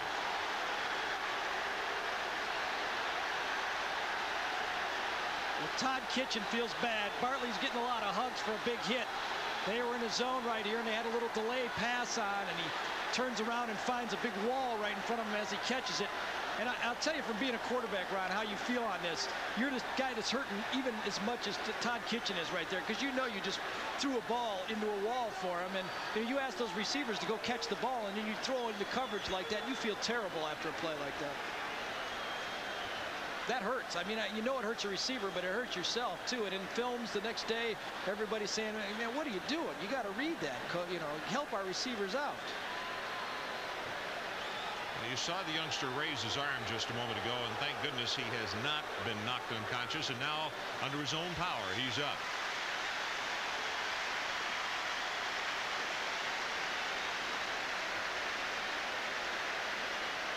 Remember, Chad is just a freshman here. He's thrown into the zone a little bit, and he leads them a little too far to the outside. Kitchen turns, hello, and then he rips it loose. No, that was not a fumble. And that's a big hit. I mean, those are the ones where you think you're going to run it, try to get it out of bounds. You're thinking right now, let me get it out of bounds. I want to stop the clock. Uh-oh. There's not even any feeling to that. You go from your head 6 feet tall to flat on the ground in 1/10 of a second.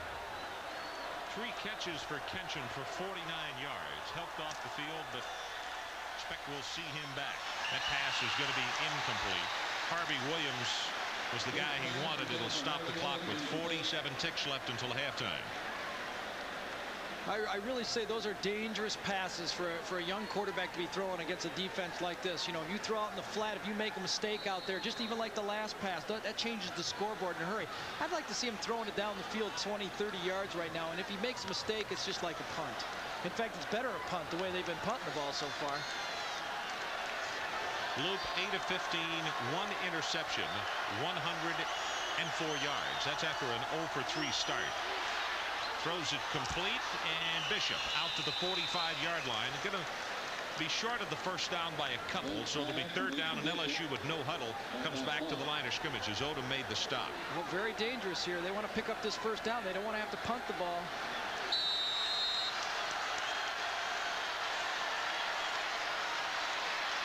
Pass is incomplete. That'll stop the clock with 21 seconds left. Now the situation, even if they had not picked up the first down, and let's see, the punting unit has not come on. Oh, he has to bring the punting unit on. As bad as they've done, he's still got to punt the ball here. They can't even if he had completed it. See, Florida has no timeouts left. Even if they had not picked up the first down, at least LSU could have run the clock out. But here, so let's keep an eye up the middle, because if they run the ball, you're right. That's what I would have done. That's why I didn't like him going to the line of scrimmage right there. The middle is where Florida has hurt them, but this time the Gators are lined up as if they think LSU might fake it. It's a defense stays. Griffin drills this one all the way down to the 10, and it is going to dive. Touchdown at the 10-yard line. So 11 seconds left until halftime. It's a 46-yard punt, and that was Carlton Buckles, who was downfield to down it. All the scores coming up with Tim Brando at halftime. And we have had a Another one of those upset Saturdays. Number 1 has fallen, as well as number 2. Notre Dame really could have lost 3 games so far this year. They finally got popped today, by Stanford. How about the Stanford team? I mean, they had Colorado they could have won that game against, and now they come back and beat Notre Dame at Notre Dame. Unbelievable game.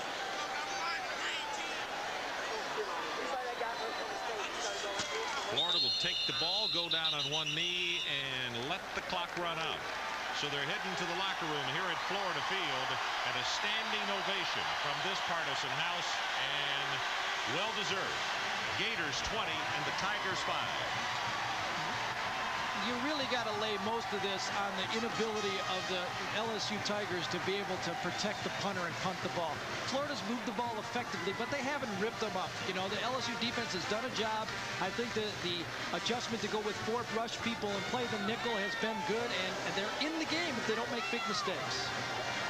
Sower score at halftime is Florida leading by 15 points. Tim Brando will be along to update us on what has happened on this Saturday in college football. But right now, let's take this break.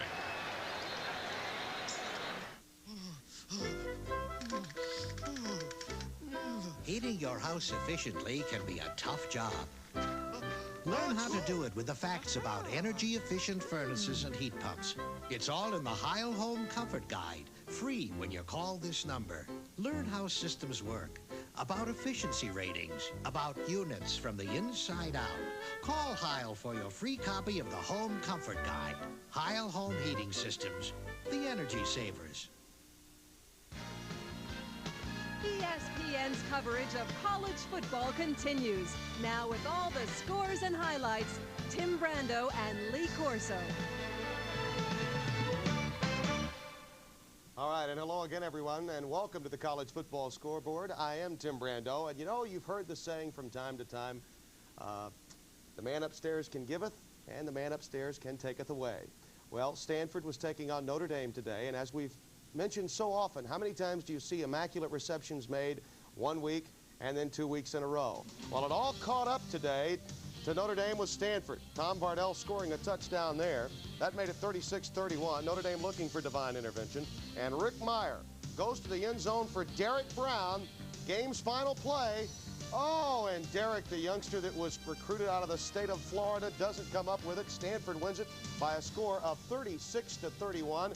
This is the first time that Lou Holtz has ever lost to a Pac-10 team. Ed McCaffrey, 9 receptions, 111 yards. Jason Columbus, 26 of 34 for 256 yards. Notre Dame's secondary was deficient in this game, folks. They didn't have the speed. Reggie Brooks was victimized throughout the course of this game. Lou Holtz has won some games he didn't deserve to win. Dennis Green has lost some games he didn't deserve to lose. That's the irony, and Green had these comments to say afterwards. We were down 24-7, and we marched right back and got back in the game and made it 24-15, down by 9. I think it showed some great resolve on our team and showed some of the will to win that we were looking for.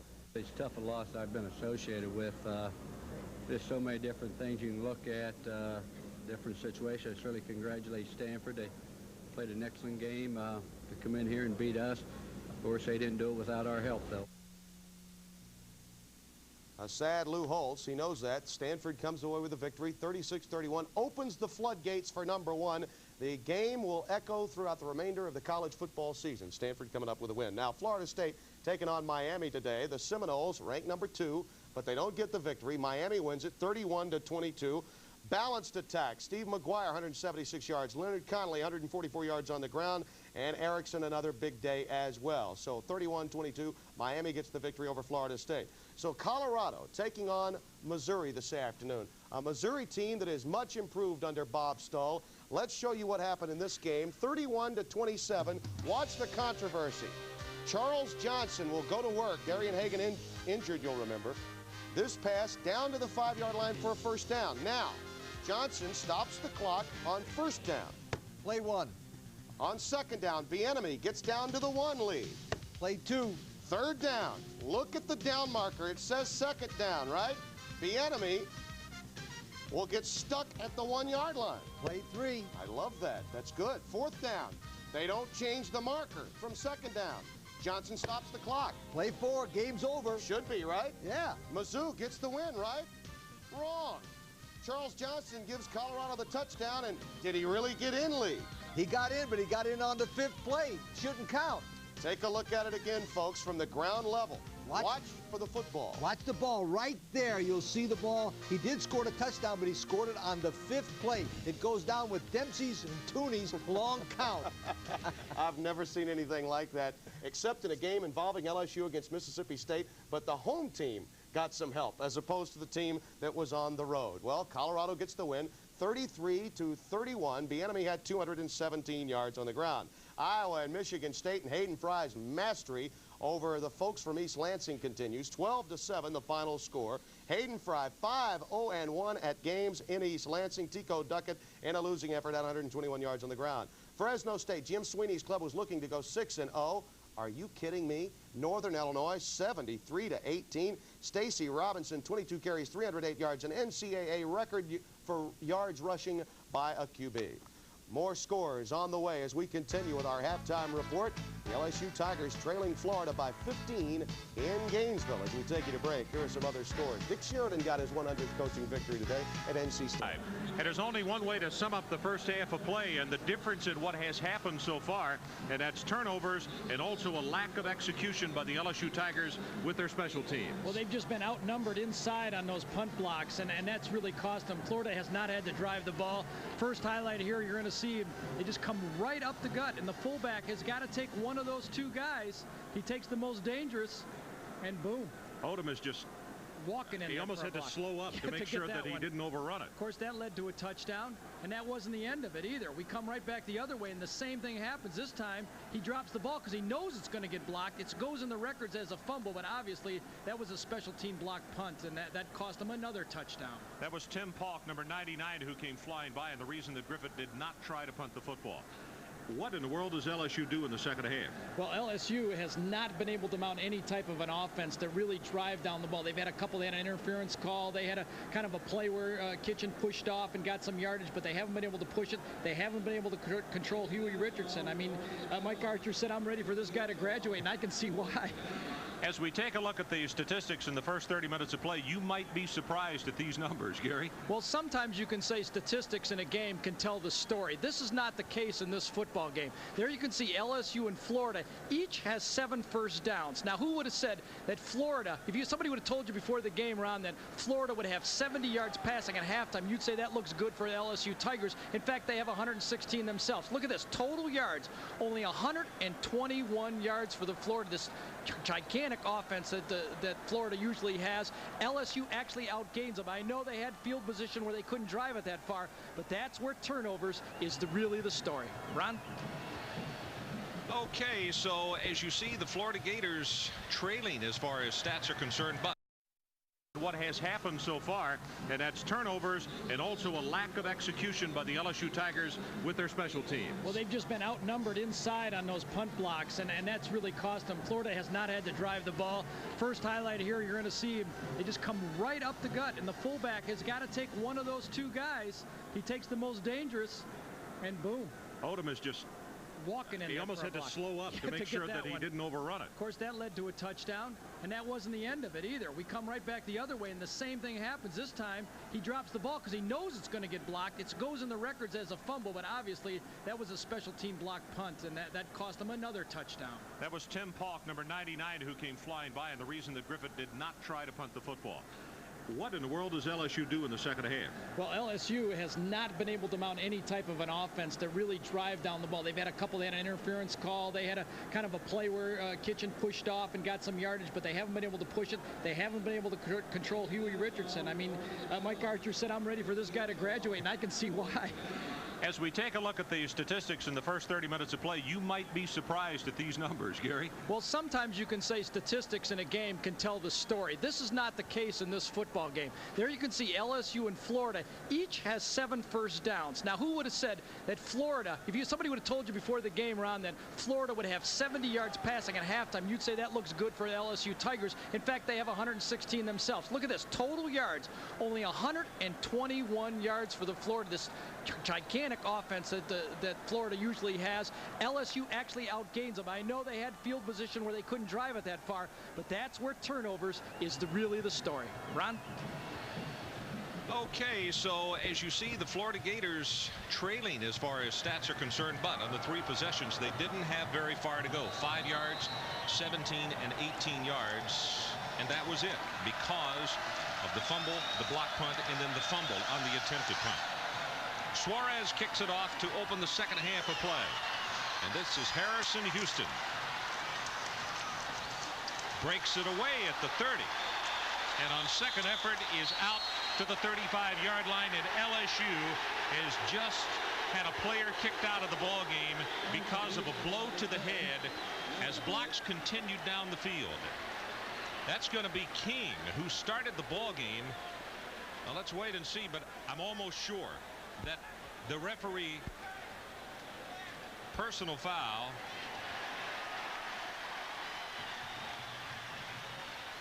I thought he pointed to the bench. We'll wait and see. We also have been told that we're having problems with the referee's mic, so we might not get whether the player was ejected or not. So Florida starts off same scenario as the first half, Gary, and that is great field position. You can't really holler about the 50-yard line, and you've got the whole offense you can call right now. Take your time, see if they can get this running game going. 2 tight ends, they like to pass and run, especially with the flex tight end. Rhett, 3 yards, 4, now 5, as he takes it in the vicinity of the 45-yard line. And Corey Raymond, junior from New Iberia, Louisiana, along with Anthony Williams defensively for the Tigers. Corey Raymond is actually the nickel back that comes in. They're playing 4 down linemen. There you see King coming in for Swan. So obviously the finger point was that it would be a 15-yard penalty, but he was not ejected. Out of the game. We stand corrected. Right.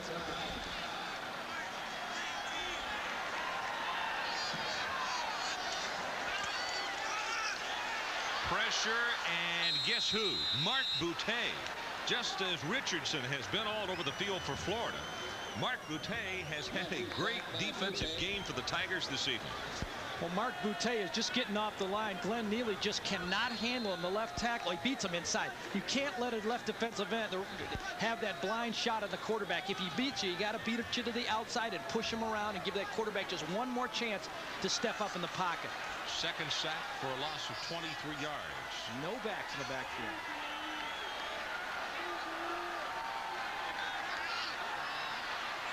2 seconds, 1 second on the 25-second clock, and he got it away. Incomplete, and now a flag comes down at the 45-yard line. Barber just wasn't quite tall enough to get there. This penalty is going to go against the Gators.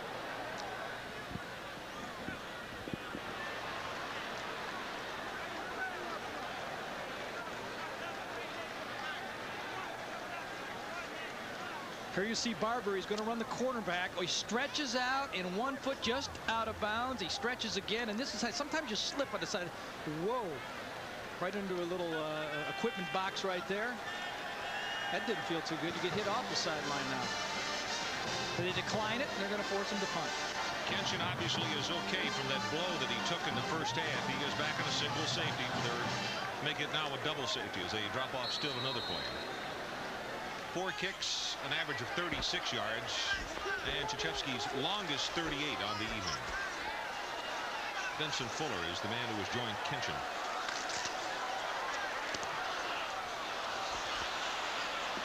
Comes to Kenshin's side, but that is going to be short and out of bounds around the 25-yard line. Well, if you have joined us late, let's look at the scoring summary in this ball game so far. First quarter, 6-0. McNabb on a 5-yard run, but the extra point attempt was blocked. And Wayne Williams took it all the way for 2 points, so it was 6-2. Also in the first quarter, Kirkpatrick. 10-yard touchdown pass for Matthews, 13-2. Then Ernie Mills, a 13-yard pass for Matthews. This was followed an attempted block punt, 22-5, as Pedro Suarez with a 30-yard field goal converted. Odell Beckham across the 30, and he is around the 32.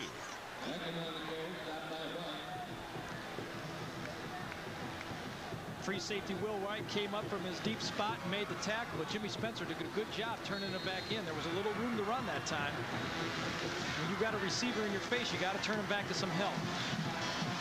Odell Beckham, he's got some nice feet right there, cutting both ways.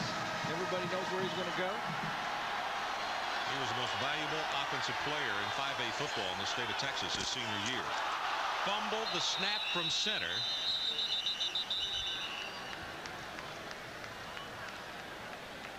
Luke talking to Blake Miller, his center, the senior from Alexandria. Tim Pauk, who's right there very close to the football. Well, they finally get it second and short where they have an opportunity to run, you know, a couple plays to pick up the first down, and they fumbled the snap. 20-5. Florida leads. Just over 12 minutes to play in the ballgame. And Frank Godfrey has come in at center for LSU, sophomore from Pascagoula, Mississippi. Swings it out to Darrell Williams, and he will have enough for the LSU first down. Ephesians Bartley was there defensively. Huey Richardson didn't get in this time, but they've got a couple guys on him. They got the tight end blocking him, and then he helps out Martin a little bit. So they got the tight end stayed in, two guys. Well, you know, it's kind of tough when you don't send your tight end on a pass. That just means there's one more linebacker out there that can get in your way when you're trying to throw the ball. Good point.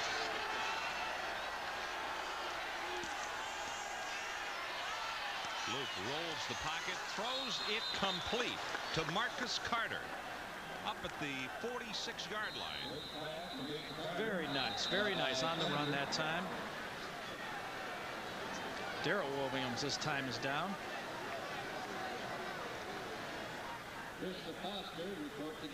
Marcus Carter right here, he comes off, he stays low, he's looking at him, and he just breaks. Real smooth break to the outside. He rolls, the pass is right on the money, low to the outside. It's the way they draw him up. That's the way they practice him every day. Marcus Carter, freshman. Redshirt freshman. He won the 12th Man Award this spring for doing some good work. Looks like he's coming out. Did he get poked in the eye or gouged in the eye right there, Ron? Looks like he's got a shiner coming on quickly. Marcus Carter, 12th Man Award, goes to the freshman that's become the longest way in spring practice. Had a great spring this year.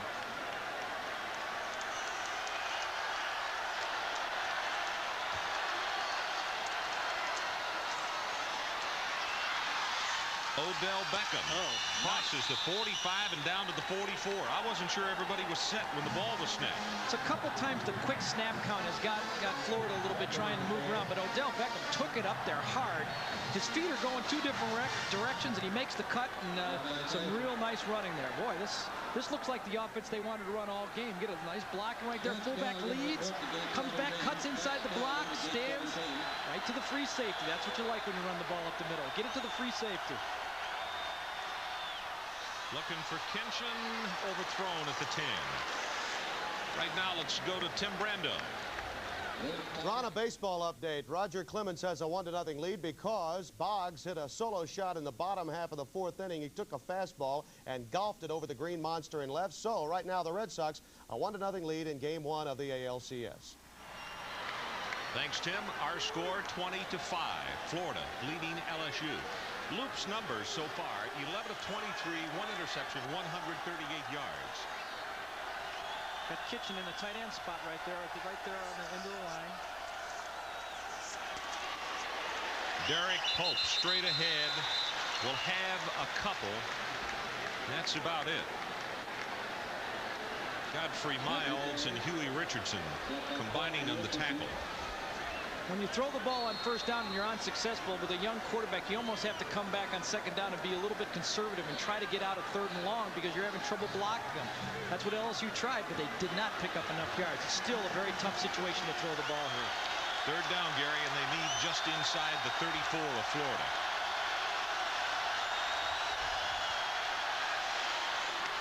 Looking for Kenshin. Kenshin had stopped at the 29-yard line. Will White was the closest man to the football. Actually, Ron, the closest man to the football was a guy in the 2nd row. It was a little wide that time. No matter if he was stopped or not, that was thrown out of bounds. Well, here we go. Now the fun starts, huh? This has turned into a real adventure. Florida has already blocked one punt tonight. And would have blocked another if Griffith hadn't pulled up. Do you get the feeling they spent all halftime on the chalkboard drawing up stuff for this too? I don't think I would like to have heard that part of the conversation from Mike Archer. And this when he kicks off the side of his foot, but he's going to wind up with a dandy angle on it, and it is down into the end zone. So there's a break in the action. 10:03 left in the third period. Florida by 15. And by BASF, the spirit of innovation. Now, this Gator looks a little friendlier than the first one. Good shot. There you go. Right into the huddle. Florida hasn't exploded offensively, but they haven't made any crucial mistakes either. So, you know, all things considered, they're putting the points on the board. They could use another punt block. Matthews 6 for 15. He's missed his last 3. 70 yards passing. Willie McClendon of the ball game. Mark Boutte steps up to make the pop at the line of scrimmage. He's going to wind up with a gain of about 3. I got to say, if you want to watch the action, just keep your eyes on Mark Boutte tonight. I mean, he's been around it all night. He's been playing off the blocks and the run or the pass. He's been in the middle of it. He has to take a back seat to no one in this football game so far. Huey Richardson or anybody else we've seen so far this year. 6'4", 260, and he's a junior. They will have him back next year. He's out of Lake Charles, Louisiana.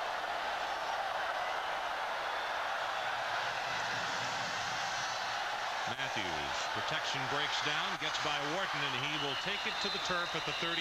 And that is good for a Florida first down.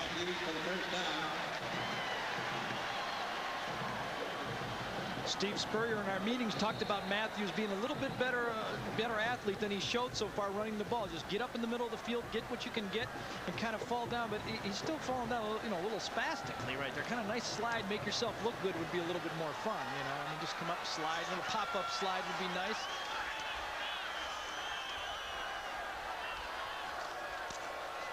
McClendon. He gets belted by Waka. David hits him as he crosses the 35. I'm sure Florida would be very satisfied to keep it on the ground for a series if they could. Move the chains and remove some time from the clock as we're now at 8 minutes 35 seconds left third period. Boy, they might be satisfied, but not me. I want to see Spurrier's offense. Let's throw the ball around. Let's see what we got here. We've all heard about it. 300 yards every game. Let's put it in the air, Steve.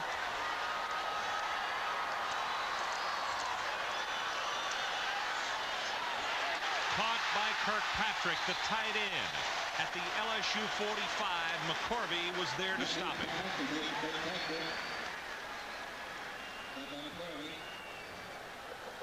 Kirkpatrick, Steve Spurrier said he's the best receiving tight end that he's ever coached. Puts a little head fake to the sideline, not overly fast, but he puts the good moves on, and that's what you need. You've got a defensive back there. He's playing man-to-man coverage. You can go right, left, or deep. Hey, that's all you need. Make the cut, balls on the money. Nice pass. That's what I like, Steve. Way to go.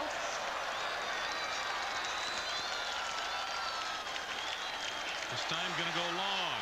Got turned the wrong way. Terrence Barber was breaking free inside the 20. Wayne Williams was back covering. They had a little streak pass on that time, and Barber had to take an inside route. This is timing. 1, 2, 3, 4, 5. Turn, throw, about 40 yards downfield, 5 yards inside. Barber has to get back out to that spot, even if he goes inside the corner. Good defense. Took away what he wanted to do right there. Wayne Williams was on that play. The returning starter from '89.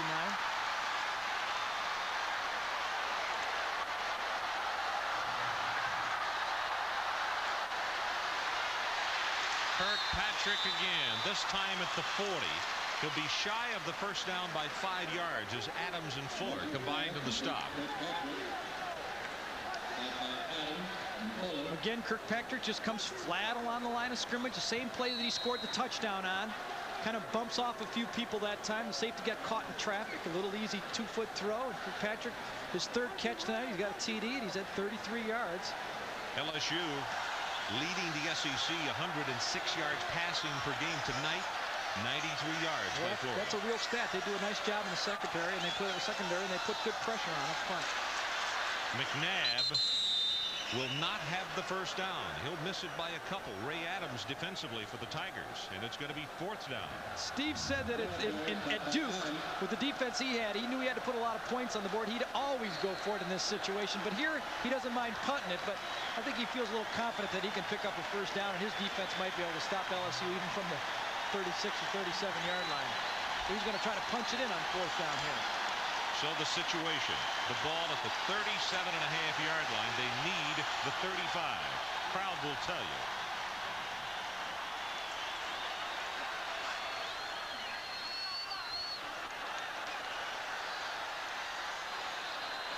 Shifting into a shotgun, they get the 5-yard penalty. They were looking for an offside. Right. We saw him practice that play. A hard snap count and then shift at the last second, trying to draw him off and get the cheap first down. Doesn't matter if you punt from the 37 or the 42. It's the same for the punter, and pretty good try right there. Vincent Fuller, number 27. He's a sophomore from Leesville. LSU's keeping their defense out there in a prevent type of situation. If they punt it, fine. They just don't want them to fake it now.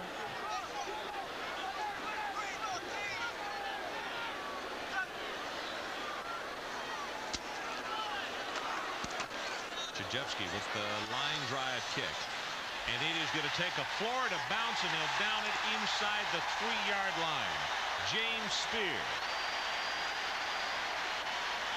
41-yard kick, 3rd one inside the 20-yard line tonight.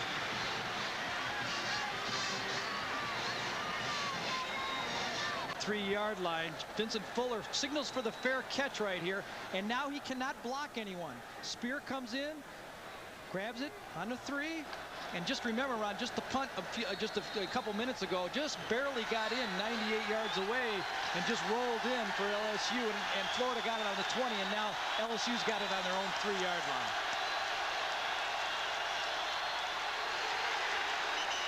Calvin Wyndham for a couple. Jerry Odom, one of those on the bottom of the stack who made the initial contact. Jerry Odom just reads that play so fast, and just, he's so hard to block. He just knifes in there. He just can't, he's low to the ground anyway. He's not a big guy, 213 pounds, but he just gets in the middle of everything. I think that old saying of a student of the game really sums it up for him. Boy, I don't like this. Everybody's a little mixed up right now.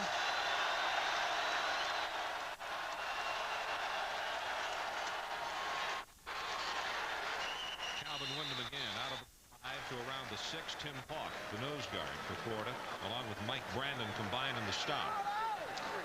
Kitchen about to bring the play in on this 3rd down situation. Kitchen and Jenkins were a little confused as to who was supposed to be in the formation that time. They went with 2 tight ends. A little bit of a cutback, but the backside pursuit comes in and makes the tackle, and that's that's what happens. You got to get those blocks all the way from one tackle to the other when you're running the ball up the middle. LSU needs the 13-yard line. Luke, boy, had to get around Richardson, going to run it, and he will have the first down plus about 5. Hawk ran him out of bounds, but he had to get by number 90 in the end zone, scramble for 10 yards and a first down.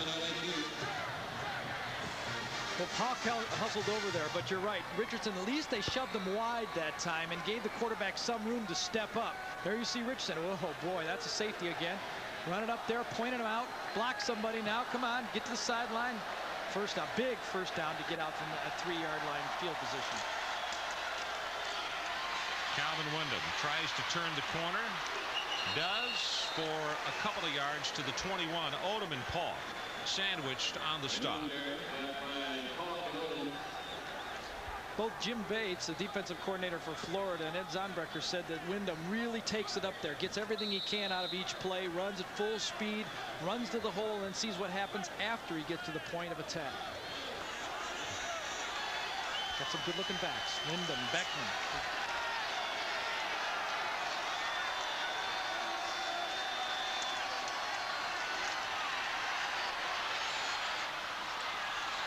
Complete at the 30-yard line.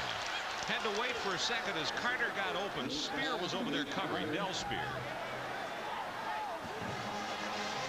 Loop almost held that 1 count too many. Well, it's the same play he sprinted out and threw earlier to Marcus Carter, and his time was a little bit longer. You're right. I was wondering what he was going to do with it, but he just did get it just inside the line, and Carter got his feet down and picked up another first down. Loop throws pretty well in the run. Nice job. Total yards, 214 for the Tigers, 163 for Florida.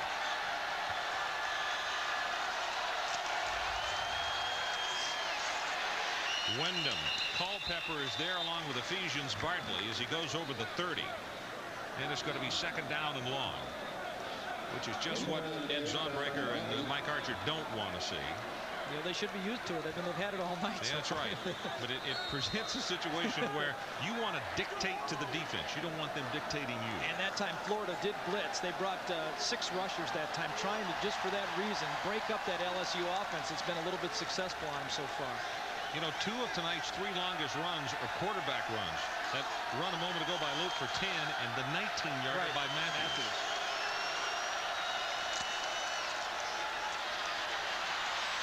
Pass is complete to Kenshin at the 40, and he takes it for 3 more yards. Bartley wrestles him out of bounds. Good pass complete to Kenshin. Knocked out of bounds by Bartley. Kenshin again is going to be the recipient of this pass from Luke. Hits him right in the face. Good throw. Todd's going to come. The guy's going to go in motion. Carter goes in motion. Watch Kenshin come off. He reads the coverage, stops, comes back to the quarterback. I like when he catches the ball. He knows where he's going with the ball. He doesn't just stand there and get hit. He says, I'm going to get to the sideline. I'm going to make it up the field. He has an idea of what to do with the ball once he gets it. Of course, a great all-around high school athlete. Played shortstop, was a tennis player. Mike Archer said that he is a good enough athlete. He could play quarterback on this football team.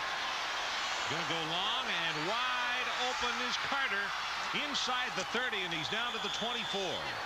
Very nice. They hit a few out passes to Carter, and this time he ran a little out up and got him, and Luke put it on there. Very nice job. Watch Carter this time. Luke's going to roll out. Remember the 2 flat passes he had? This time he breaks to the sideline, and then up the sideline he goes. Very tough for Del Spear to not bite on that play, especially when they've been successful with it a couple times before. Del Spear comes back and makes the hit, but a very big game. Hey, some nice offensive stuff right here. Carter, 5 catches for 70 yards.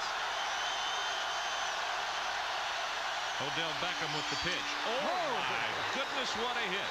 Good heavens. Darryl Mickle, or Darren. Whoa. Holy God.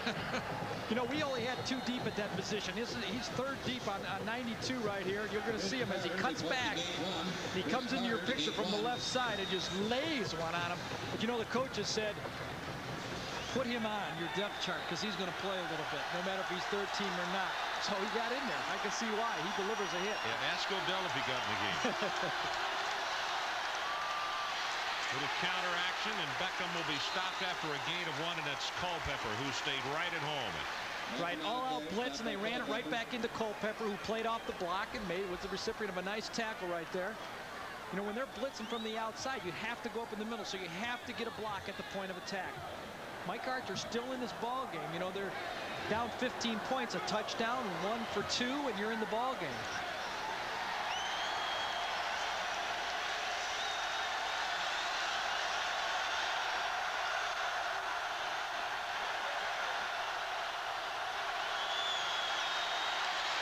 Luke gonna run it. And a flag, and now 2 flags come down at the 16-yard line. He missed the first down by about 1.5 yards. But let's see who the penalties are against, or penalty.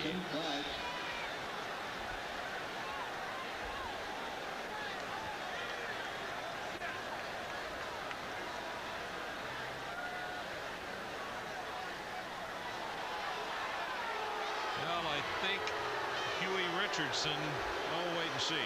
All right, the loop is good. Going to come out of the pocket and scramble. It's 3rd and about 8 or 9. And this time you can't fall down. You got to get the first down. And when he cuts back, an inadvertent grab, you just stick out to try to make the tackle. The quarterback is ducking down, and you just grab anything, and it happened to be the face mask. Good call. James Spear, 95 rather than 90, is the man who reached out there. He is the Gatorback, replacing Godfrey Miles. So it is first down LSU. The line of scrimmage, the Florida 12. Beckham runs into Odom and now is being shoved back. Beckham on the carry. You know, one of the guys that LSU is missing on the right side of that line tonight is Chris Truax, who is the starter, junior from Richardson, Texas. His dad, Billy, was a great tight end for the LSU Tigers back in 1963. He played professionally for the Rams and also down in Dallas. He's 290 pounds, 292 pounds. He built a little differently from his daddy. But Chris not able to make the trip because of an injury. Didn't even travel.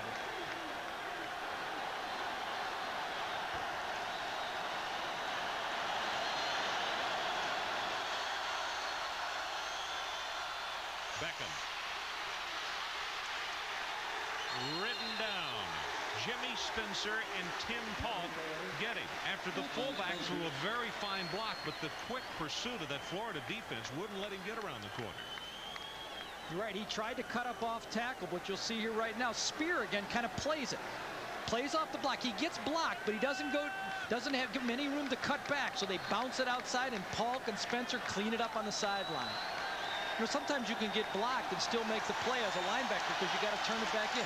Florida has only had the ball 4 minutes in the second half.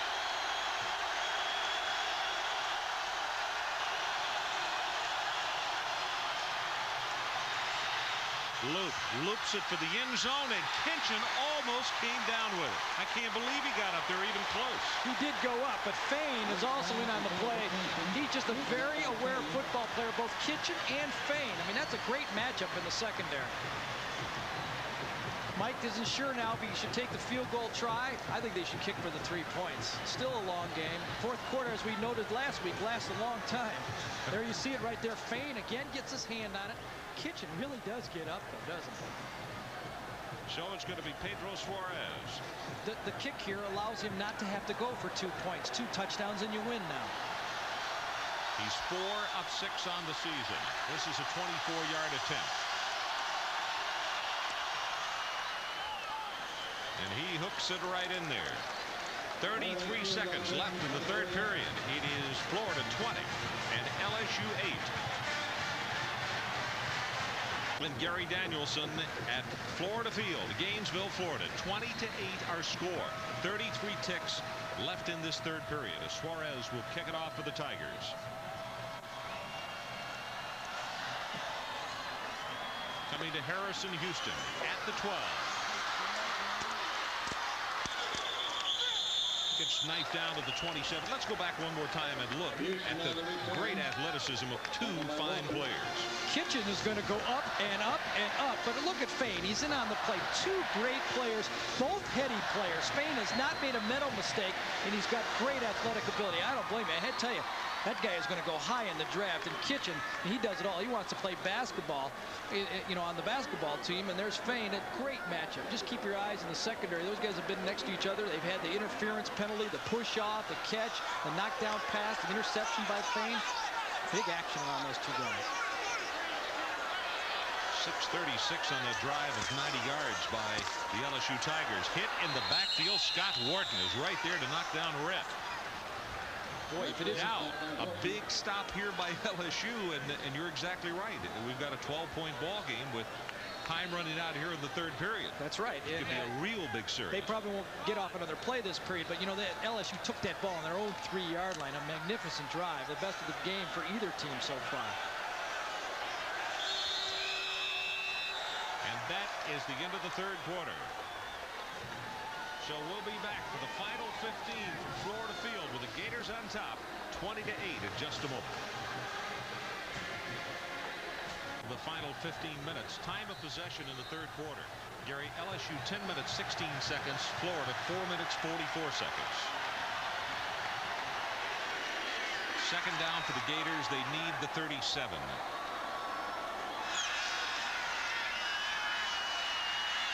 Pass pass is complete, and the tackle made immediately on Terrence Barber. And let's go quickly to Tim Brando. The one-time offensive coordinator at LSU was Mack Brown. Well, Ron, right now he's a winner again today. North Carolina coming from down 24-10 to beat Wake Forest 31-24. Matrone Means had 3 touchdowns, including a 72-yard touchdown reception from Todd Burnett. So the Tar Heels are getting better in the ACC. Back to Ronnie Gale. Yes, they are. 31-24 the final. Third down for the Gators. Third down and 8. Matthews' pass is caught by Kirkpatrick. McCorvey is there to make the tackle, but the tight end has been a killer all night long. Well, that was a broken coverage again. I mean, he was wide open, and you can't come off that far. He's just too good of a player and too good of a receiver, and Matthews looks for him. Storyline of this one through 3 quarters. Florida 20 takeaway points, 2 block punts. LSU a 90-yard drive, and total yards LSU 266 to 177. But they're on the short end of a 20-8 score right now. Red cuts it back against the grain, has 10, counted off at 12 yards as Corey Raymond from the right cornerback spot has to make the tackle. It's 13 yards.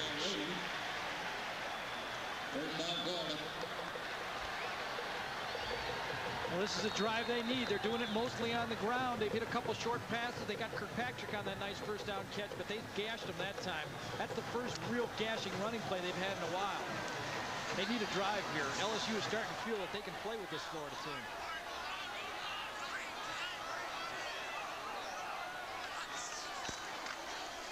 Red again, cuts back, but Mark Boutte is sitting right there in the hole to knock him down. Anthony Williams also helping out in the stop.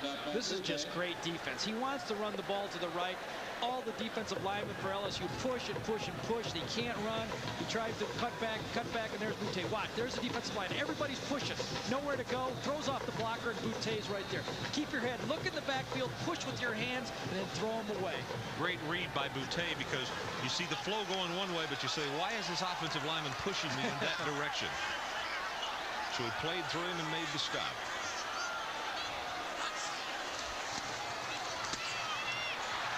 LSU coming with a rare blitz that time. Shane Matthews will step out of bounds at the 48-yard line. It's going to be third down and about 12 for the Gators, and Anthony Williams was pursuing. Well, you know, Williams was pursuing, and he just barely pushed him. It seemed like Shane could have turned it up. There was no one near him to get a few more extra yards, but he kind of fell in love with that sideline. You know, I don't blame him, but when you got man coverage in the secondary, you can pick up yards rushing the ball. So the situation, third down, and for Florida to keep this drive alive, they need to go to the LSU Tiger 36.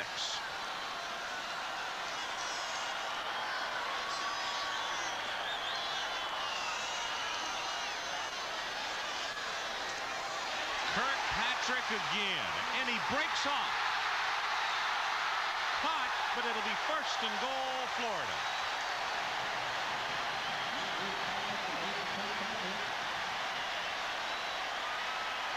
This is one of the outstanding routes Kirkpatrick runs right here. All day he's been going to the middle. You see him at the bottom of your screen right here. He's going to give a fake to the inside, and then he breaks to the outside, and the pass is right on the money. Everybody thinks he's going out of bounds.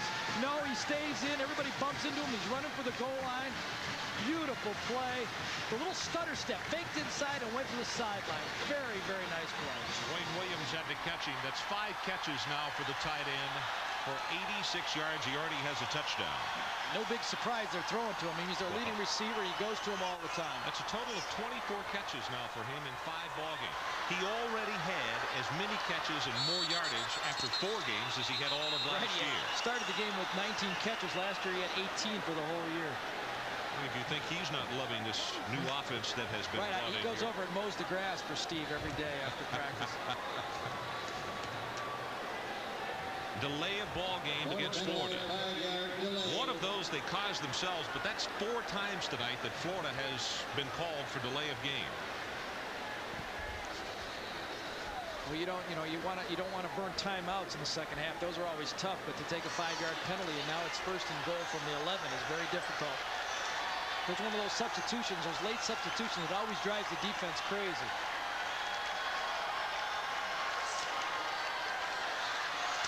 Rep Boy, he gets popped. He fights his way forward. McCorvey came up and stuck him pretty good, but he will have forward progress inside the 10.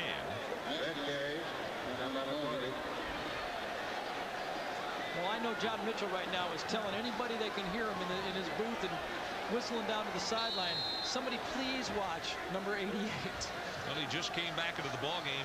Greg Keller had come in to replace him, and Greg just limped off the field.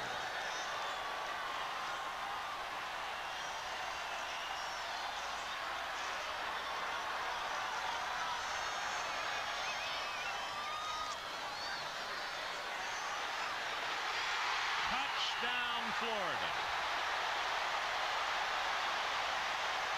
Mills with his second.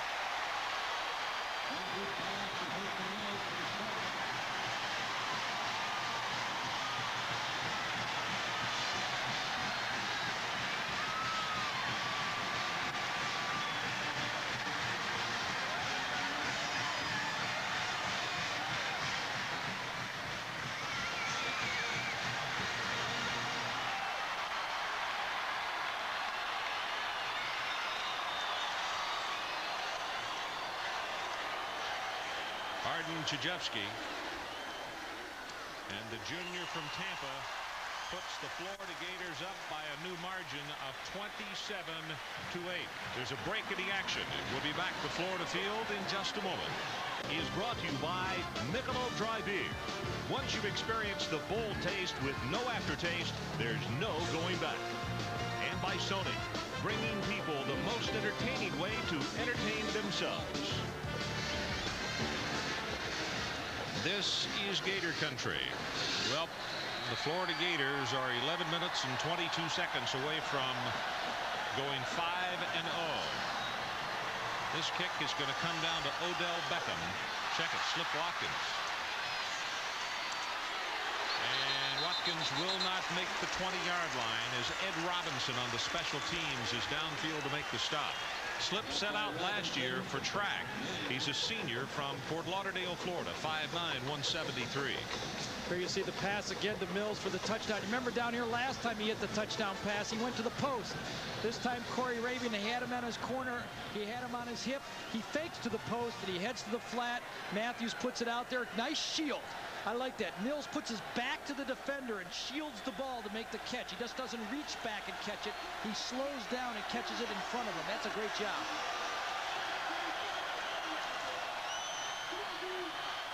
Lope with the quick out pass to Carter.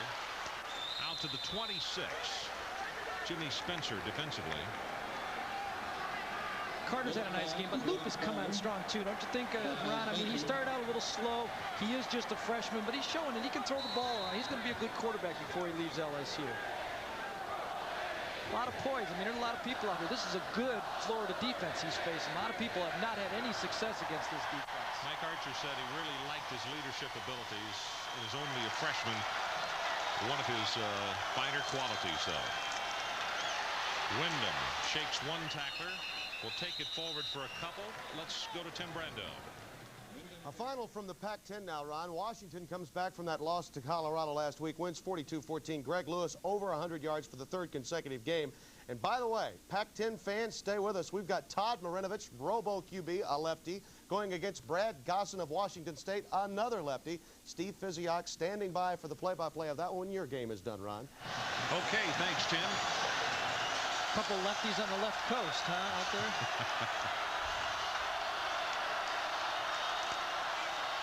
Wyndham, nothing on the right side. Bartley, number 44, steps up into the hole to trip him up. I don't know if he's going to have the first down or not. Very, very close for the Tigers. They're going to call timeout for the measurement. That's a planned cutback play. They pitch it. You can see the quarterback get out of the way right after he pitches it, and they want to cut it back. But Bartley stayed at home on that weak side linebacker, and the flow came right back to him.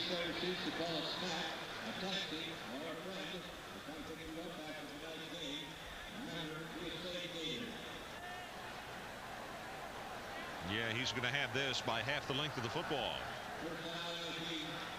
Well, they can't have a 5 or 6 minute drive any longer. You know, they don't have that kind of time anymore. They got to score, you know, some points, and they have to put it a little bit faster. They don't have the patience to drive. They don't have the time to drive 12 plays again like last drive. You know, amazingly, in the last 10 ball games, the visiting team has held 7 wins, 2 losses, and 1 tie. But tonight, the home team is having its way as Loop, under pressure, delivers it and has it complete. To the 36-yard line is Ricardo Washington, a freshman from Bogalusa, Louisiana. Jerry Odom again on the stop for the Gators. And Mark Murray was one of those pressuring. As you look at Carter checking back in. Odom forced him into Bartley on the play. Good little scramble that time by Loop. He got out of the rush, worked his way up in the pocket, and made the nice throw. He's come a long way in this game. Just in this one game, he's come a long way. Second down for the Tigers. They need the 40.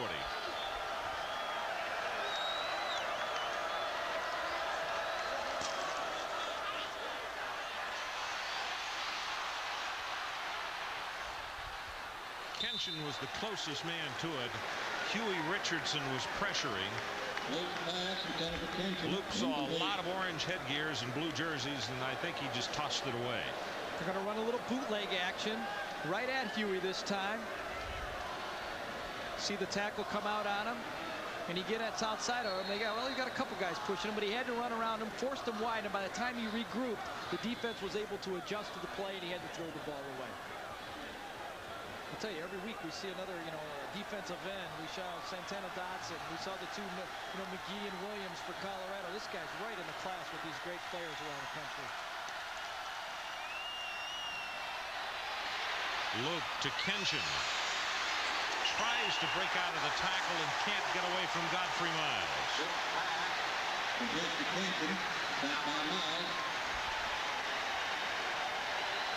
Fourth down LSU as the clock runs at 8 minutes and 25 seconds, and this crowd is standing and cheering. Good defense by Florida there. Luke looked downfield to throw the ball, but he had to throw it to somebody. He threw it to Kitchen, tried to see if he could run for the first down. A lot of people say, why throw it to a guy if you're not going to pick up the first down? Hey, the guy may catch it and run for the first. 5 kicks, an average of just over 37 yards per try. Believe it or not, Florida has the return on. Barber from the 22. 7:53 left in the ball game, and the Gators with a commanding lead. Good to have you along tonight from Florida Field in Gainesville. It is 27-8, Florida on top with 7:53 left in the ball game. And the numbers on Mark Boutte tonight: 6 tackles, 5 solo, and 3 hurries.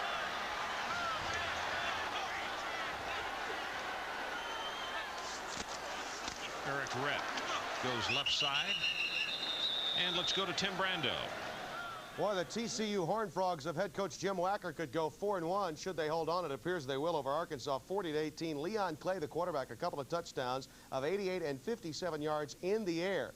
Texas and Rice, this game now in the third quarter. The Horns with a 26-10 lead, and they are looking to go 2-1 as they prepare for that matchup against Oklahoma and a banner day of college football that we have on ESPN next week, Ron. Thanks, Timmy. Right you are. And, of course, one of the games will be the one that Gary and I will be in Knoxville. For the Florida Gators, whoa, what a tag. That was Swan who came up and hit Rett. Shoulder pad high and sent him flying back. So next Saturday, it's Knoxville. Right, some Florida, great play by Swan here. And I can't wait to get to Knoxville, but Swan is making, watch him, he plays off the tight end with his hands, and he looks, and he looks, and he looks, and then throw him away and make the hit. He was voted newcomer of the year this year to the SEC as a freshman. Boy, he can really play some football. Redshirt freshman from Shreveport, 6'3", 210. Didn't start tonight. Sean King got the start simply because Sean a little more adept at rushing the passer. And now Florida wants a timeout with his third down and short situation. You know, a guy that is up in the press box who helps out Steve Spurrier, a former great here with the Florida Gators, is there he is, John Reeves. Yes, you know, it's all helpful to have those guys around. In the background, you can see Kerwin Bell, who's also here. John Reeves helps with the tight end coach, but, you know, just to have another guy as a quarterback to go say a couple things to, you know, sometimes you can't always go to the head coach as a quarterback, say, hey, coach, I got a problem here or whatever. It's just nice to have those quarterbacks that understand what you go through, and he understands how to throw the ball. Of course, he played with Steve with the Tampa Bay Bandits when he came out of retirement and played a little bandit ball down there. Steve Spurrier, though, it seems like he can take anybody and throw the ball with. College game day next Saturday, 11:30 a.m. Chris Fowler, Lee Corso, and Charlene Hawks. They set the table, and then here is what's being served. 20th ranked Ohio State against Indiana. That's at 12:30 Eastern time. Then we go to the Cotton Bowl in Dallas for their annual matchup as Oklahoma crosses the Red River for their annual trek against Texas. And then it's number 10 Florida against number 6 Tennessee. 7:30 Eastern time. You got to believe both those rankings will move up too. You know, if Florida still manages, if they hold on to this game, and Tennessee's going to bounce up a little bit because of the losses in front of them.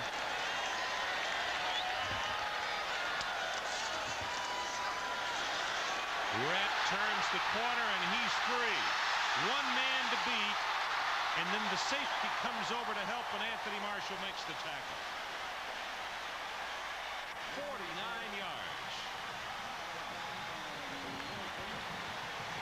Eric Rhett came into the game second in the league in the SEC in rushing, but watch the block by the fullback right here. He comes out and just puts the corner. Well, actually, the corner ran himself out of the play. A little cutback, and that's where Rhett just turns on the speed, and Marshall's got the only opportunity to even make a stop on this play.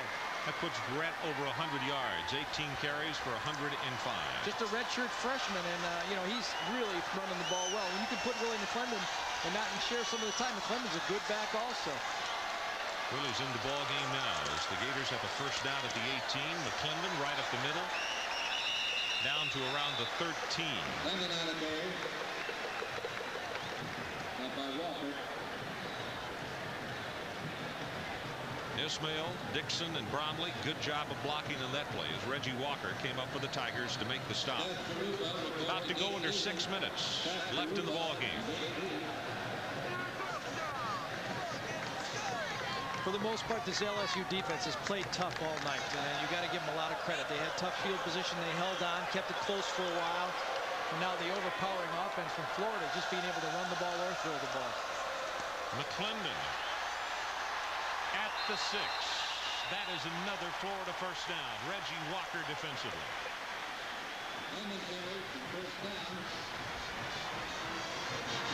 You know, competition in any position really helps both guys in the long run. McClendon now coming in there, churning, running.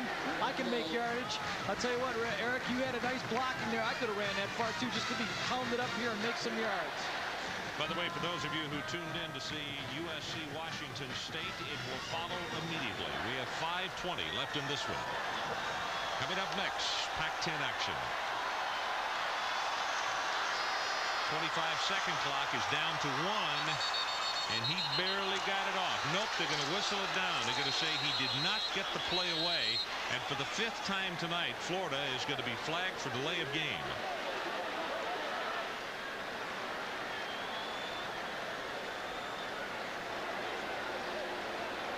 It's 11 penalties for 85 yards against Florida. And 4 timeouts. That would have been penalties. Actually, the fullback, I think it was Terrell Jackson, lined up in the tight end position, and Shane had to get him moved and get him into the spot because he was the key man in the blocking position right there. So Florida penalized for delay.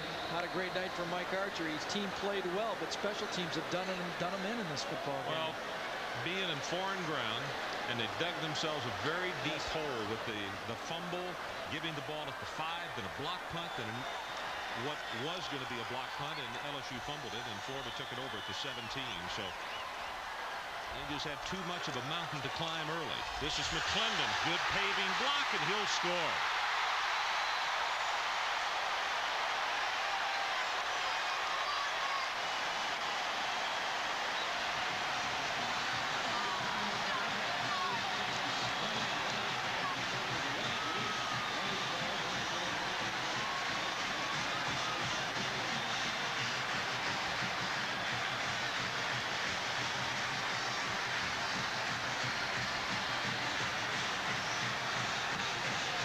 Trying to go in front, 34-8.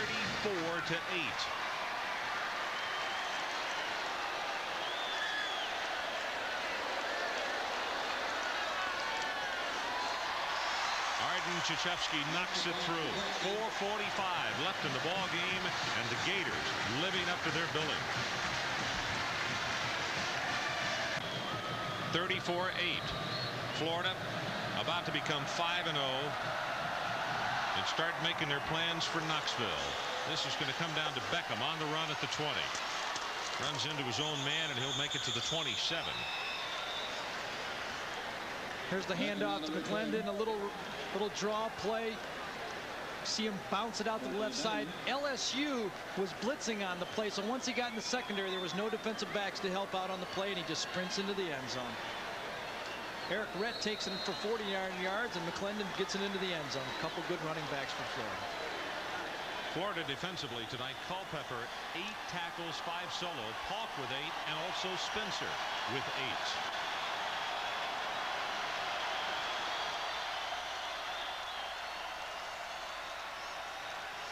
8. Luke Borkinchin incomplete.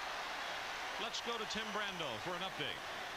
Ron, quickly around the SEC today. Auburn struggles, wins it with 3 seconds left over Louisiana Tech. Kentucky loses to Mississippi today, 35-29. Alabama beats Southwest Louisiana by a score of 25-6. Interestingly, there's another man up in that booth by the name of Bill Arnsparger, Ron and Gary, that's responsible for both head coaches being where they are tonight. Both Mike Archer and Steve Spurrier, head coaches because Bill Arnsparger put them there. Good point, Timmy. Of course, Bill's the athletic director, and the father of the 5-3 defense that Miami put in when he was coaching at the Miami Dolphins, and went on to coach at LSU. Pass is caught by Carter. Looks like it's close to the first down. Bell spear. That's been LSU's favorite play tonight, that little sprint out, and the Carter goes out there about 10 yards and breaks to the sideline, and he puts it out there.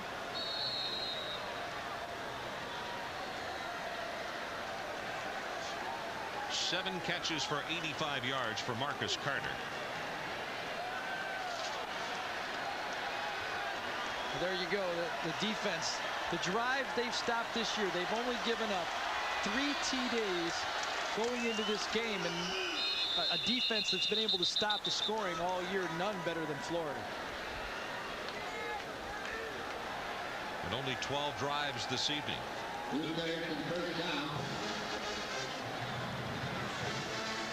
So Luke carries it for the first down. Next Saturday night, you saw that lineup that we have for you. There's some great games. Gary and I will be in Knoxville, Tennessee for, I'm sure, what will be a real tough ticket in town. Certainly 96,000 people to see an undefeated Tennessee team and an undefeated Florida team. Marcus Carter again makes the reception. Let's take a look at the SEC leaders with games against top 10 teams. Florida still next week at 6th-ranked Tennessee, number 5 Auburn, number 2 Florida State. Tennessee, of course, has Florida, number 1 Notre Dame coming in. That will change, of course. Auburn still has Florida State and still has Florida. Of course, Notre Dame and Florida State both lose today, so Tennessee's going to move up in the rankings. Auburn's going to move up in the rankings. Florida's going to move up in the rankings. Luke stretches it way out and now just throws it away. Huey Richardson pressuring all the way to the bench. Boy, this is right here. You're going to be stringing out. Loop is waiting and trying to buy time right here. They do a pretty good job. They run the back into him, and then they bring the tackle out on him. Huey just keeps the bouncing out and running and hustling and throws the ball. And boy, you're frustrated after that. You got to get him down, throw him down a little bit. Make sure you know. Get on TV. Get your picture up there again one more time. Luke's numbers. 6'5". I'm sorry. 19 of 36, 1 interception. That's the first thrown by LSU this year. 214 yards and no touchdowns.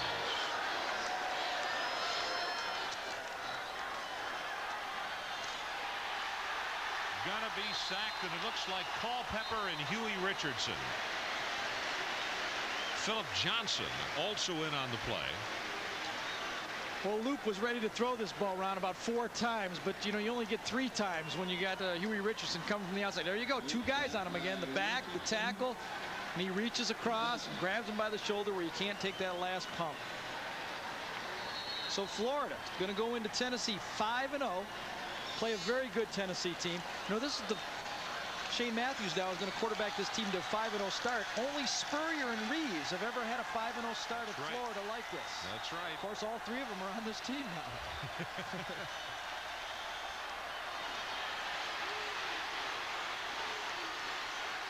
Luke's going to run it to the 50-yard line. He'll have the first down. Carlton Miles was the first man to make contact with him. All right, this game is decided. Huey Richardson, again, he wants the sacks now. He can smell them. He says, I've been playing two-gap all night and trying to stop the run. Now I get a chance to rush the passer, and he keeps running and keeps going and diving. Just all-American hustle player all night. You know, the game's out of reach, 34-8, and he's out there hustling and playing the last play of the game. That's why he's such a great football player. That plus he's 6'5" and probably runs a 4.840, and bench press is 300 pounds. Oh. Looking for Carter, and oh my goodness, Monty Grove comes up. Oh. And whacks him down, and then Carter gets right back up and says, hey, you didn't hurt me. He puts his hands up in the air and says, oh yeah, I've been hit harder than that. There is a flag down back at the line of scrimmage, and also one at the 43. He knows he's going to get hit here, and he holds on to that ball. That's a great play by Carter. Oh God. Carter said, I've been hit harder than that, but I don't know where. Unless it's been a car accident, the only time he's ever been hit harder than that.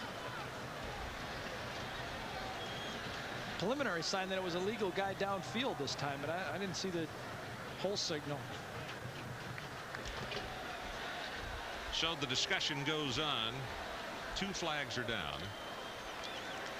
We have an illegal receiver downfield, and we have a personal foul against Florida.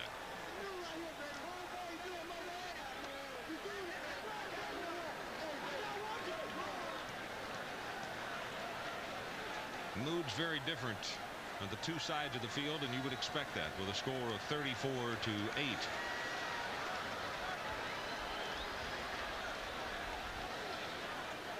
Steve Spurrier made the point as we met with him yesterday that offensively he thinks, well, he's not really fortunate. He is a very good offensive teacher, but he's never had a defense like he has here at Florida, and this Florida defense is one of the best in the country. Very few other coaches have either. He's got a great defense. A little screen throwback. Oh, a little peel back block. Derek Pope will take it down close to the 30-yard line.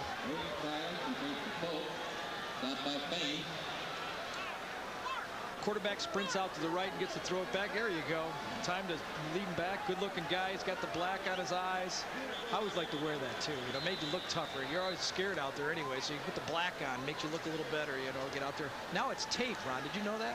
You can't paint them that tight like that anymore. They put the tape on, the black tape, so you can take it off right after the game and go out on the date. You don't have to wash real hard. You know, just head right out of the locker room. 1 minute and 6 seconds left in the ball game. Don't forget, coming up next, we will go with Pac-10 action. Washington State and USC. Trojans ranked number 15 in the nation.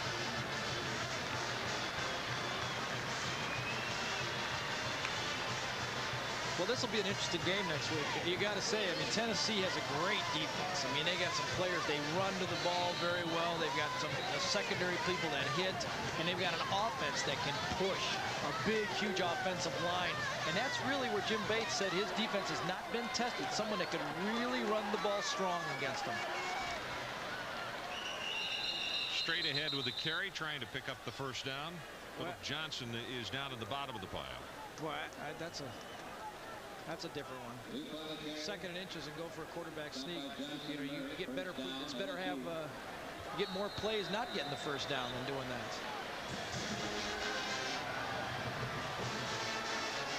Clock down to 40 seconds left in this one. As Luke trying to get another one. Has Kitchen. He'll step out of bounds at the 19-yard line.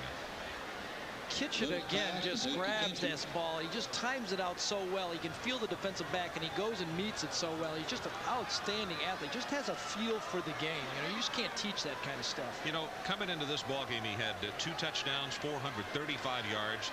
Frank Ross, who helps us with historical material and updates on stats each week, had a great line. You know, they filmed everybody's All-American with Dennis Quaid down in Baton Rouge, and he said the kind of season Kempson has had, and the only thing missing last Saturday night was Jessica Lang.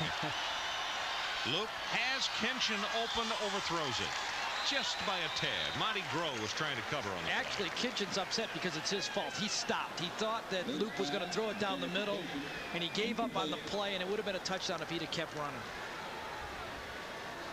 You know, that's the time as a receiver, you just got to run out your play, even if the quarterback isn't look at you. You may fake one way and come back to you at the last second. Kitchen stopped, and the ball went, made the quarterback look a little bad that time.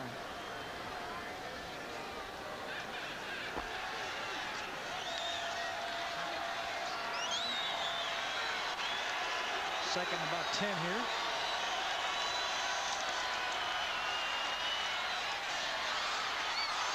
Beckham, the intended receiver in the end zone. Will White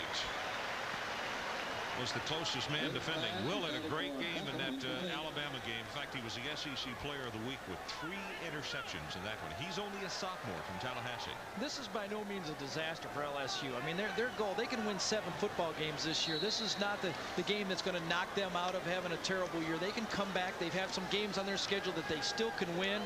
You know, and they were 4-7 last year. They can turn around, still win 7 or 8 football games, and they're playing hard, finishing the game. And Mike Archer has a lot of guys that, you know, they know no limitations. They keep playing until the end. Watch out.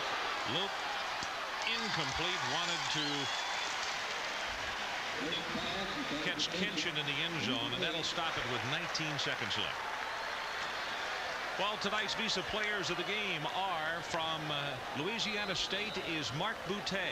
7 tackles, 6 solo, and he had 2 sacks in the ball game. And from the University of Florida is running back Eric Rhett. 15 carries, 105 yards. And as part of their continuing effort to further the development of amateur athletics, Visa proud to donate $1,000 to each of these universities and $1,000 to the U.S. Olympic team on behalf of these athletes. Pass is complete to Marcus Carter at the 20. Well, not a lot of happy faces on an LSU team, but they played hard the whole night. They had some tough special team problems, and that got them in a hole that they just couldn't overcome. Actually, they moved the ball offensively tonight a little bit better than I really thought they were going to, and Loop showed that he can throw the ball under a lot of pressure. I mean, they've got a great defense here for Florida. So with the 4th down play coming up short, that will do it. 11 seconds showing on the clock.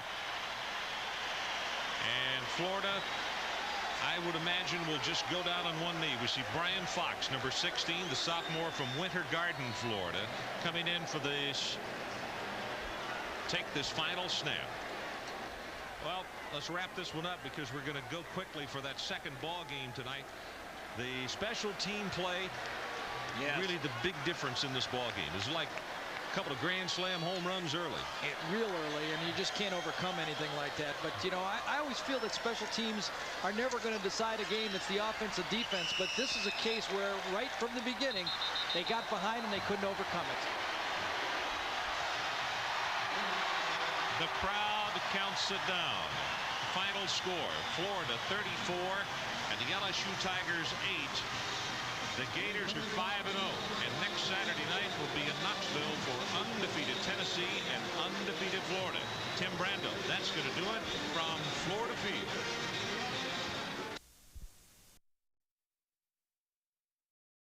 Firefight's going to make it on every time over a good pacification story. End of briefing. Glad you're with us. Thank you, sir. Thank you, Hap.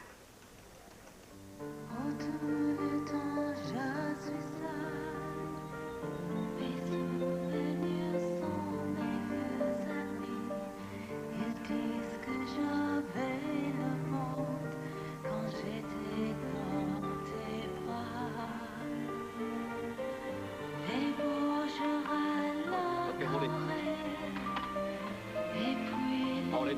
Hold it.